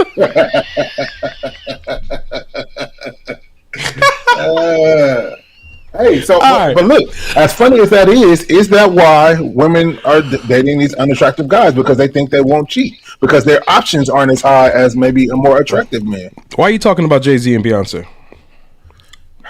That's the one we will never understand, brother. What is there to understand? Listen, we talked about at the beginning of the podcast. A man is looking visually at what he wants to touch and feel and take care of. A woman is looking for a life and a man that can provide that life. She could have provided that life for herself. Nah. He is in position and in. Crazy. Hey, brother. Hey, all right. Listen. I'm gonna tell you this, and I'm not trying to be chauvinistic at all. Until this world changes, men are going to get respect that women will never get. It's doors she can't open because she's a woman for sure, especially in that industry. It won't be allowed to walk into conversations that no matter how much genius she has, she will not be heard. Absolutely right. Until this world changes, I don't want to act like that's not an issue. Yeah, no, that you're absolutely right. 100%. There's certain places she goes, she won't feel safe. That's a black man, which is ultimately in a lot of places feared. So there is something there that he possesses that creates an environment for her genius to come forward in a way that it couldn't come if she was by herself. Mm-hmm. Yeah. All right, what we got on here? Men are more strategic. It's about her being a homemaker. I believe that's how they decide which trumps looks. I agree. Man, there's some qualities that I am looking for that I do not possess, that I think are innate inside of a woman who is in touch with her. I might share this later on in the podcast, but it talked about the thing that causes a woman to separate from her femininity. 20 later things. On what podcast, nigga? We got 13 minutes. Mike is trying to. Okay, let me move on. I'm gonna read these few comments because Mike is trying to get out of here on time tonight. Trying to say it can also build your confidence for the lesser attractive one. They may gain confidence, and women looking at them to see what they have going on to pull them. They have options too. That's an old myth, and they cheat too. Jesus. Wow. All right. So let's do this. Let me move over to the video that I wanted to take you to have this conversation about being with an attractive person. Sex symbol. Marriage itself has its challenges, but you got to have God first. You got to stay on your knees praying. I'm married to a sex symbol. You know, growing up, when we first got together, I mean, you know, I've had my times where I would be going off and, you know, mad at this one because they looked at him this way. And, you know, but that was years ago. Todd and I got married in 95. His cousin, Marion, gave me this book called The Power of a Praying Wife. We have a tendency of praying and being like, Lord, change him. Lord, make him this way. Lord, make him that way. But the first thing that I read in that book was that you have to change yourself. You can't change nobody. You can have standards and you can have boundaries and all of that, but you can't change anybody. You can change yourself. And that's what I did. I changed myself. What did you need to change about yourself? Being flipped with the mouth all the time, going off about this, going, you know, just like being in around the way, girl. Yeah, being in around the way, girl. Right, exactly. And as you get older, you mature. I got to a point where women will come up to me and they'll be like, oh my God, your husband is so fine. And I'll be like, girl, I know. You think I could get a picture with him? Sure, go ahead, go on and ask him for a picture. Just don't be disrespectful. The disrespect, I can't deal with. Right. The disrespect. I'm at Take 54. Off the at that point. 54, I'm ready to take off the hoop. I didn't feel the need to have to be every place with Todd. I didn't feel like I needed to travel with him everywhere to keep my eye on him and all of that stuff because I was very confident in our relationship and in our marriage. And at the end of the day, if somebody gonna fool around, they gonna fool around, right? What I did as a woman was that I made my house a home. Because home is where the heart is at. The closer you get to God, the more you understand who God is in your life, is the more you're going to understand who you are and what your purpose is. marriage itself. So the reason I brought this up, because we had the conversation, I think last week or a few weeks ago, about men getting older and being medium ugly, and women wanting men for reasons that have nothing to do with their looks. But then there are those men who are the anomalies that they get older and they get finer. I thought you could relate, Mike, to maybe getting a little bit older, being attractive. Medium ugly to being medium ugly. No, you don't have a medium ugly model page, so you're a model, right? You're attractive to most people. Your looks are trending, and yeah, we're gonna go with that. And so, being in a marriage, I'm wondering, have you and your wife, my sister, had conversations? And I think you just alluded to it a few minutes ago about going places, being photo shooting, all that kind of getting these compliments. Have you guys had conversations about how you navigate, how you're perceived in this world by, the community culture you guys live in? Yeah, she just told me today. She's for her, she's probably gonna laugh when I say this. She just told me today that in so many words that I'm naive and she's overprotective because of sometimes people try to take advantage of my naivety. Naivety. You gonna say that? That's a word. Let's make up a new one. I'm ready. All right, naivety-ness. For sure. Okay. But I think that we've never had let's sit down and talk about how we're gonna navigate this. But for the most part, it was a girl in the gym. At the gym we go to, it was her homegirl, but her homegirl had brought a friend, and her homegirl, I think, came up to her and said how fine I was. And I feel like in times like that, she doesn't really trip, or women, he'll make comments, or we'll be out and she'll see women looking at me and she'll tell me, did you see how hard she, it's kind of lighthearted, you know what I mean? As long as it doesn't get into the realm like disrespect. Disrespect. I feel like she's all right. So, but I feel like for us, the kind of guys we are, we need a woman that will be okay, because the compliments are going to be there, the DMs are going to be there. You just called me attractive. Are going to be. Can't take it back. Can't take it back. Can't take it back. I've been calling this nigga ugly for years. Accidentally. God. Yes, sir. Put us in the same category. Got to be more careful. Go ahead. No, but as long as they don't cross the line of that disrespect, she's good. So, and that's the way I am. Well, nigga, you can look all you want. Shonda said, first off, Jay is gorgeous. I want to give 1,000%. I want to give some weight to the conversation. Women are normally gorgeous as they get older.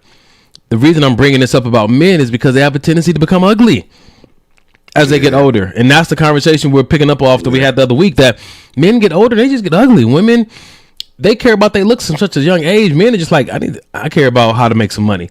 You know what I'm saying to you? And it starts to show later on in life. But some men preserve that. And so it's just interesting to hear how a woman responds to having what may be considered in some societies an anomaly, an attractive older man. They're not a whole bunch of them walking around. No, yeah. I feel that. And that's something that when you get in your relationship, I'm sure the conversation will either have to be had or. Nah, I ain't waiting until I'm getting to a relationship to have that conversation. That's too much of a deal breaker. Interesting. Yeah. You're right.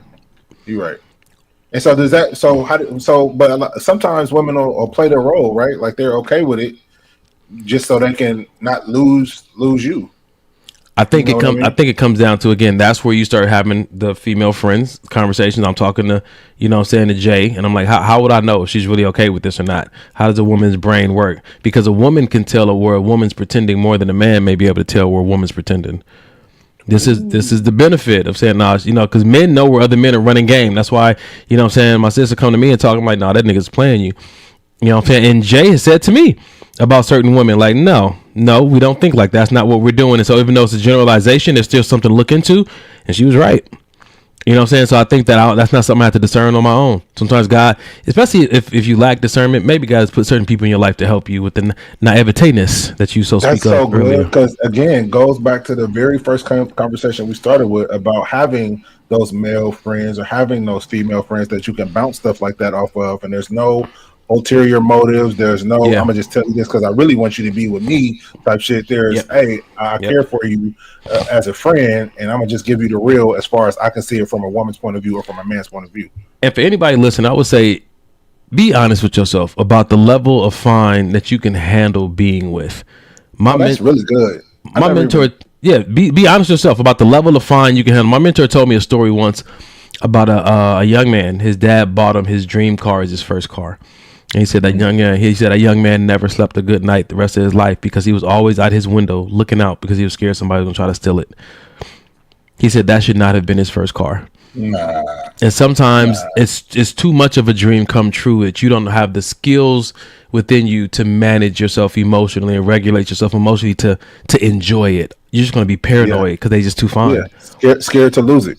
Scared to lose it. Listen, look, this sex symbol, Kerry Durrell said, he said I should have been on this show. But real talk, because this brother has legitimate fans, is traveling from city to city and state to state with his skill set. Out of the country on these tours and whatnot. Attractive as an older man, and then knows how to move the crowd because he's a DJ. I'm pretty sure trying to stand by his side or be his woman comes with a very unique it comes with a very unique set of situations you may find yourself in, wondering how to navigate. Maybe we'll bring this conversation back up, CD, when you got time to come through, man. Yeah, I feel like with that, the woman has to have a certain amount of confidence in herself. Like, okay, I see her over there, all in my man's ear, grabbing his arm, but am I gonna go over there and act a fool? Or am I going to know I know what my man got and have a certain amount of trust in her man to say, even though it may look like that from where I'm standing 50 yards away, I know that whatever is going on, he got it handled. So exactly what you just said is what Nick said online. She said, I think it comes down to being secure in yourself as a woman. My man doesn't have to be fine to everyone, but if he is, it compliments me as well. Yeah, that's good. I'm gonna say this. You will know what you can handle, and you will see how a person handles it before they become your man or your woman. Yeah, for sure. When you first get to know them, I'm pretty sure they didn't start getting compliments until they got with you, unless you upgraded that person. That's a real possibility. They may not have been a sex symbol or fine until you got their hands. You started being they stylist. You started helping them with self-care. Now all of a sudden they that one. That may be new for them to experience and new for you, but oftentimes if you choose fine, you can see how fine handles himself in public before you decide to make them mine. Yeah. So watch how they handle compliments when y'all on a date. You know what I'm saying? Watch how they interact with people who may want to take pictures with them, you know, when y'all still getting to know each other. Don't dismiss that stuff. That stuff is important. Yeah, true indeed. Like Kiki, TT said there has to be a level of trust, period. Yeah. Yeah, man. Ooh, I like that. Carrie said it's also how fine you make him or her feel. Listen, I know I'm not the most attractive person, but I've been I've been dating women before who just made me feel like I was the cream of the crop, just in the way that they engage with me and talk to me. Like, I was like, golly, like, and even though I couldn't see what they saw and I struggled to believe what they said, it still felt like it's yeah. You know what I'm saying? Because the way it goes is they said that men go where they win. I thought I had a video up about that men go where they feel like they're winning. And if that's not home, they're going to go somewhere and try to find it. Oh, man. Wow. And I think even TD Jakes or Miles Monroe said men go where they find praise. You know what I'm saying to you? And so if they get a lot of praise and get promotion like dogs at work, that's why they work so much. Not because, you know, they're trying to make all the money. Sometimes it's because that the people just appreciate them there and they keep promoting them there. You know what I'm saying? And if you are going to marry someone that you feel like praising. That's good. Just a thought. Yeah. All right. Like so if that's what you need. Everybody don't need that. If that's what you need. You got any comments over there? On IG, I don't think so. Cause I got one more video before we get out of here tonight. I think it's gonna be real good. I've been saving it all night. Good. Okay. We're good. I didn't think anybody caught that. Dog is wild, but true. Listen. Yeah, men are like dogs, women are like cats. Cats just try to sit back and look pretty, and you got to come to them to pet them, and for the most part, in a very, but dogs. You said good boy. Okay, what else you need me to do? That's what TT said. Good boy. I don't like it. Look. I appreciate you, McJellen. She said, I met you in person. You are gorgeous. McJellen, you give the absolute best hugs. That was like the quickest meet up ever in history, but I appreciate it. It was worth every moment. All right, man. This is going to be a good conversation. I'm looking forward to hearing this, bro. Friends anymore. Not friends anymore. We're married, but we're single. Yes. Right? Like you sit down and you ask, what's on your wife's mind and heart right now? But I couldn't tell you, right? All we really talk about family business, marital business, the status of the marriage, superficial things. But I can't tell you that we have a system or a ritual of connection. Happily married couples have rituals. They get to the point, look, we can't wing friendship. We tried. Golly. Can't wing it. So and you hear it. Yes. I walk my wife to the car every morning with her coffee. When we come in, he comes to find them and we pray together. We kiss and we talk about the day. Before we go to bed, we pray. We go exercise together. We have a standing date night. Yeah. Couples are religious about that. Yeah. Well, they're religious about it because they know if we wing our friendship, we don't have the core of a marriage. And it's so easy, especially if you have kids, to just live together and go to the soccer games and do your ministries at church and open up multiple businesses and plan family reunions. But when's the last time you and your husband had a conversation about what's on his head and heart? How friendly are you? You'll look around and you'll find that you're friendlier with the people at work. Good grief. You're friendly with the receptionist. You're friendlier with your work buddies because they know what's going on. But when you come home, you're just cooking and cleaning and running the kids here and there. And you look up and what happened to the friendship? Go ahead, talk about it, bro.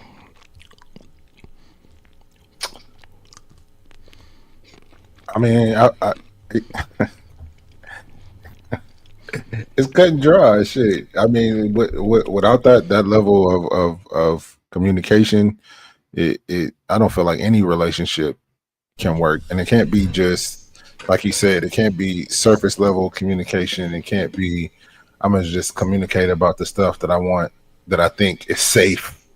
Like I feel like the growth in a relationship happens with the unsafe, scary, I don't want to have this conversations. That's when you really get to know your partner, and that's what really when you get to know what your partner is built for, or what it's going to be built for. Like, are you going to even be able to handle these conversations down the road? You know what I'm saying? And it's not necessarily just planning for the worst, but it's more so, I need to see you on your best days, and I need to see you on your bad days. Yeah, it's a situation right now with my sister and my brother. She had a random spur of the moment surgery, and she was down, can't barely walk for herself, and he had to step up. But had they not been on that same page, had she not trusted him to be able to step up like that, had they not communicated, then that might have been bad. He may have been like, listen, I didn't sign up for this. I don't know what to do. I mean, I still got to go out and do XYZ. I can't, you know what I mean? It could have been bad, but those are the type of things that need to be communicated. Those are the type of things that need to be talked about. So if the storm does come, you guys can be able to weather it together, as opposed to, oh shit, the storm is here. You got the umbrella? No, I thought you had the umbrella. Oh, where are we gonna go for shelter? I don't know. I thought you know what I mean? Just chaos. I feel like this is a full circle moment. At the beginning of the podcast, we talked about Mike saying you got to be intentional when you're getting to know someone, intentional when you're dating. You don't ever get to stop being intentional if you want the thing to work. When they said that you cannot wing a friendship in marriage, you can't wing it. You can't get married and then say, okay, we're gonna go with the flow with the friendship. I guess the theme for tonight is stay intentional. I have a quote that I live by that says, whatever you acquire requires maintenance. Mm-hmm. And the maintenance is the intentional behavior.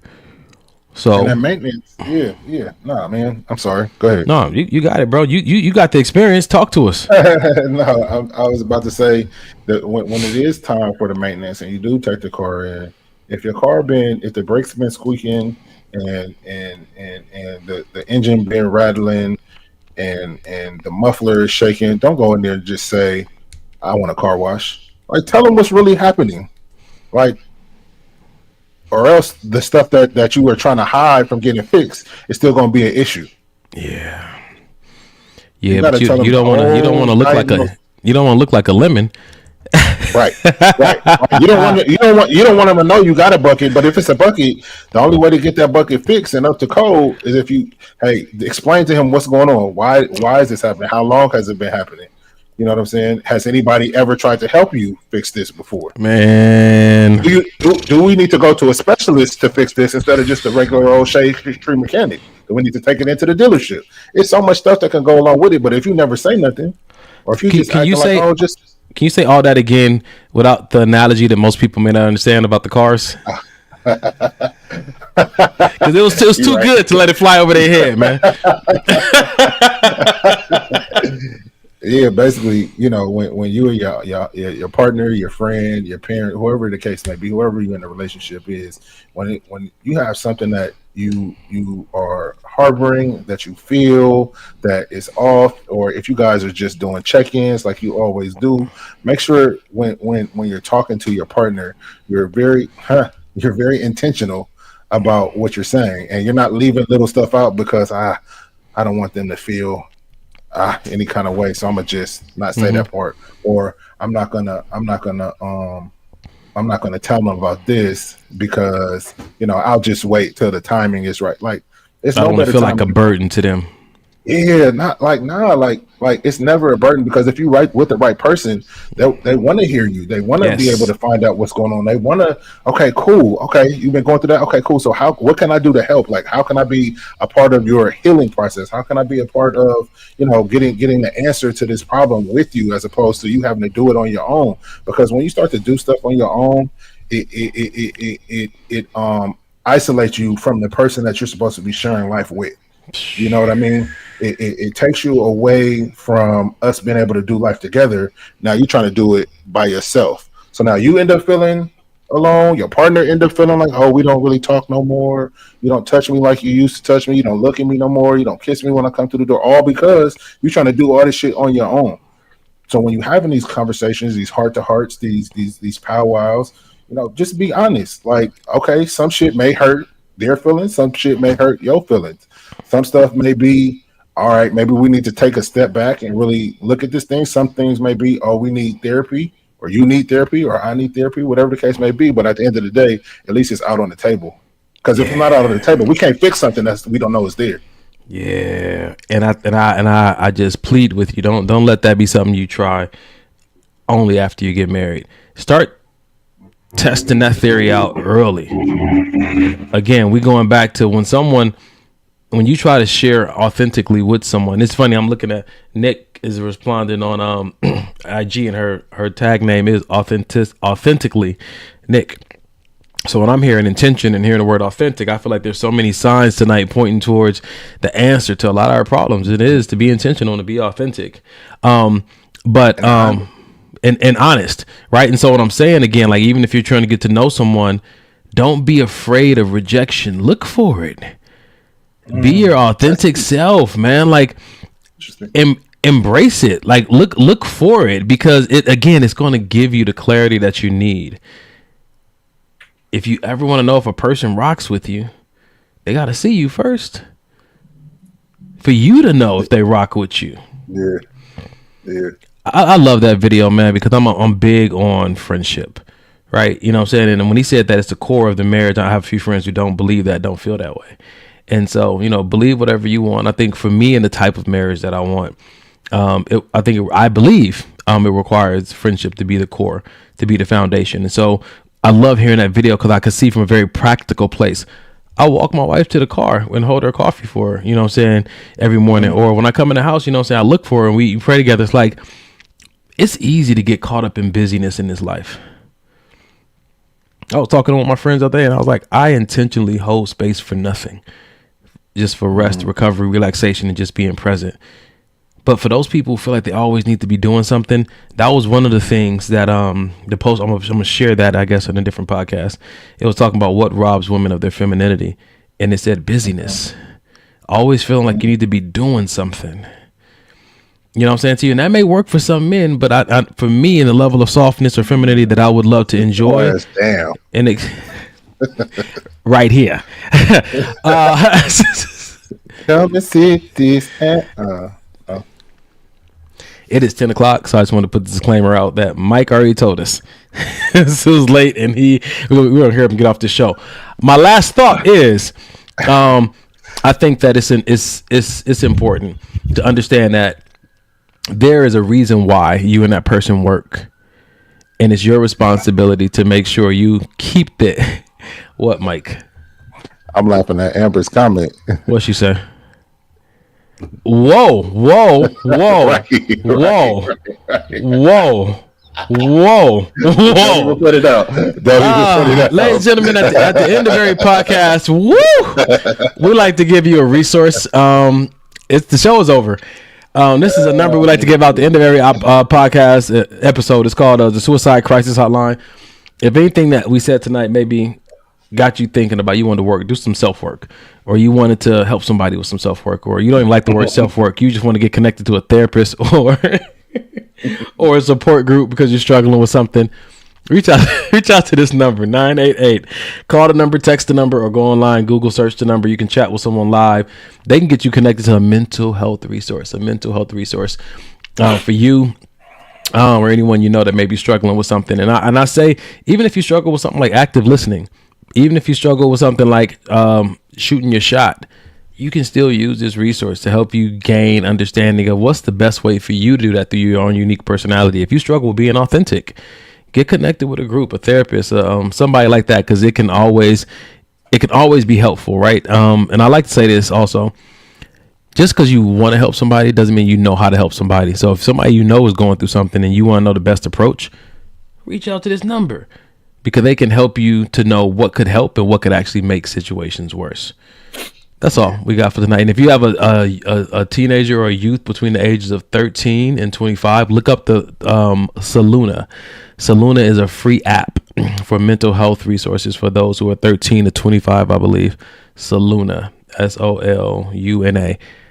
It's an app, and they get connected to free mental health resources. I haven't vetted it all the way through yet, but you can look into it and let us know what you guys think about it. Mike, you praying us out tonight, man? How you feeling? Yeah, let's make this quick. Jesus, Pravina saw it. Pray for this, Mike. Pray for this. Pray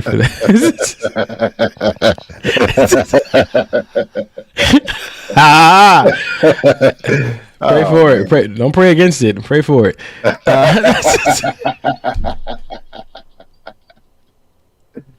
Oh man, Father God, I thank you for bringing us together, Lord. I thank you that we had a great show. Thank you that someone that was listening tonight received something that's going to help them go throughout their week, go throughout their life with a different mindset. We thank you that you will surround your angels to keep us safe, our family, our friends, children, loved ones throughout the week as we go to work, go to school, into the world. I just thank you and praise you for that you will guide our footsteps, keeping us where we should be, when we should be there, Lord. Just thank you for all the things that you're going to do for us, both seen and unseen. In Jesus' name we pray. Amen. Until next Sunday, y'all. Y'all be easy out there. Be intentional. Yep. 2 Chainz.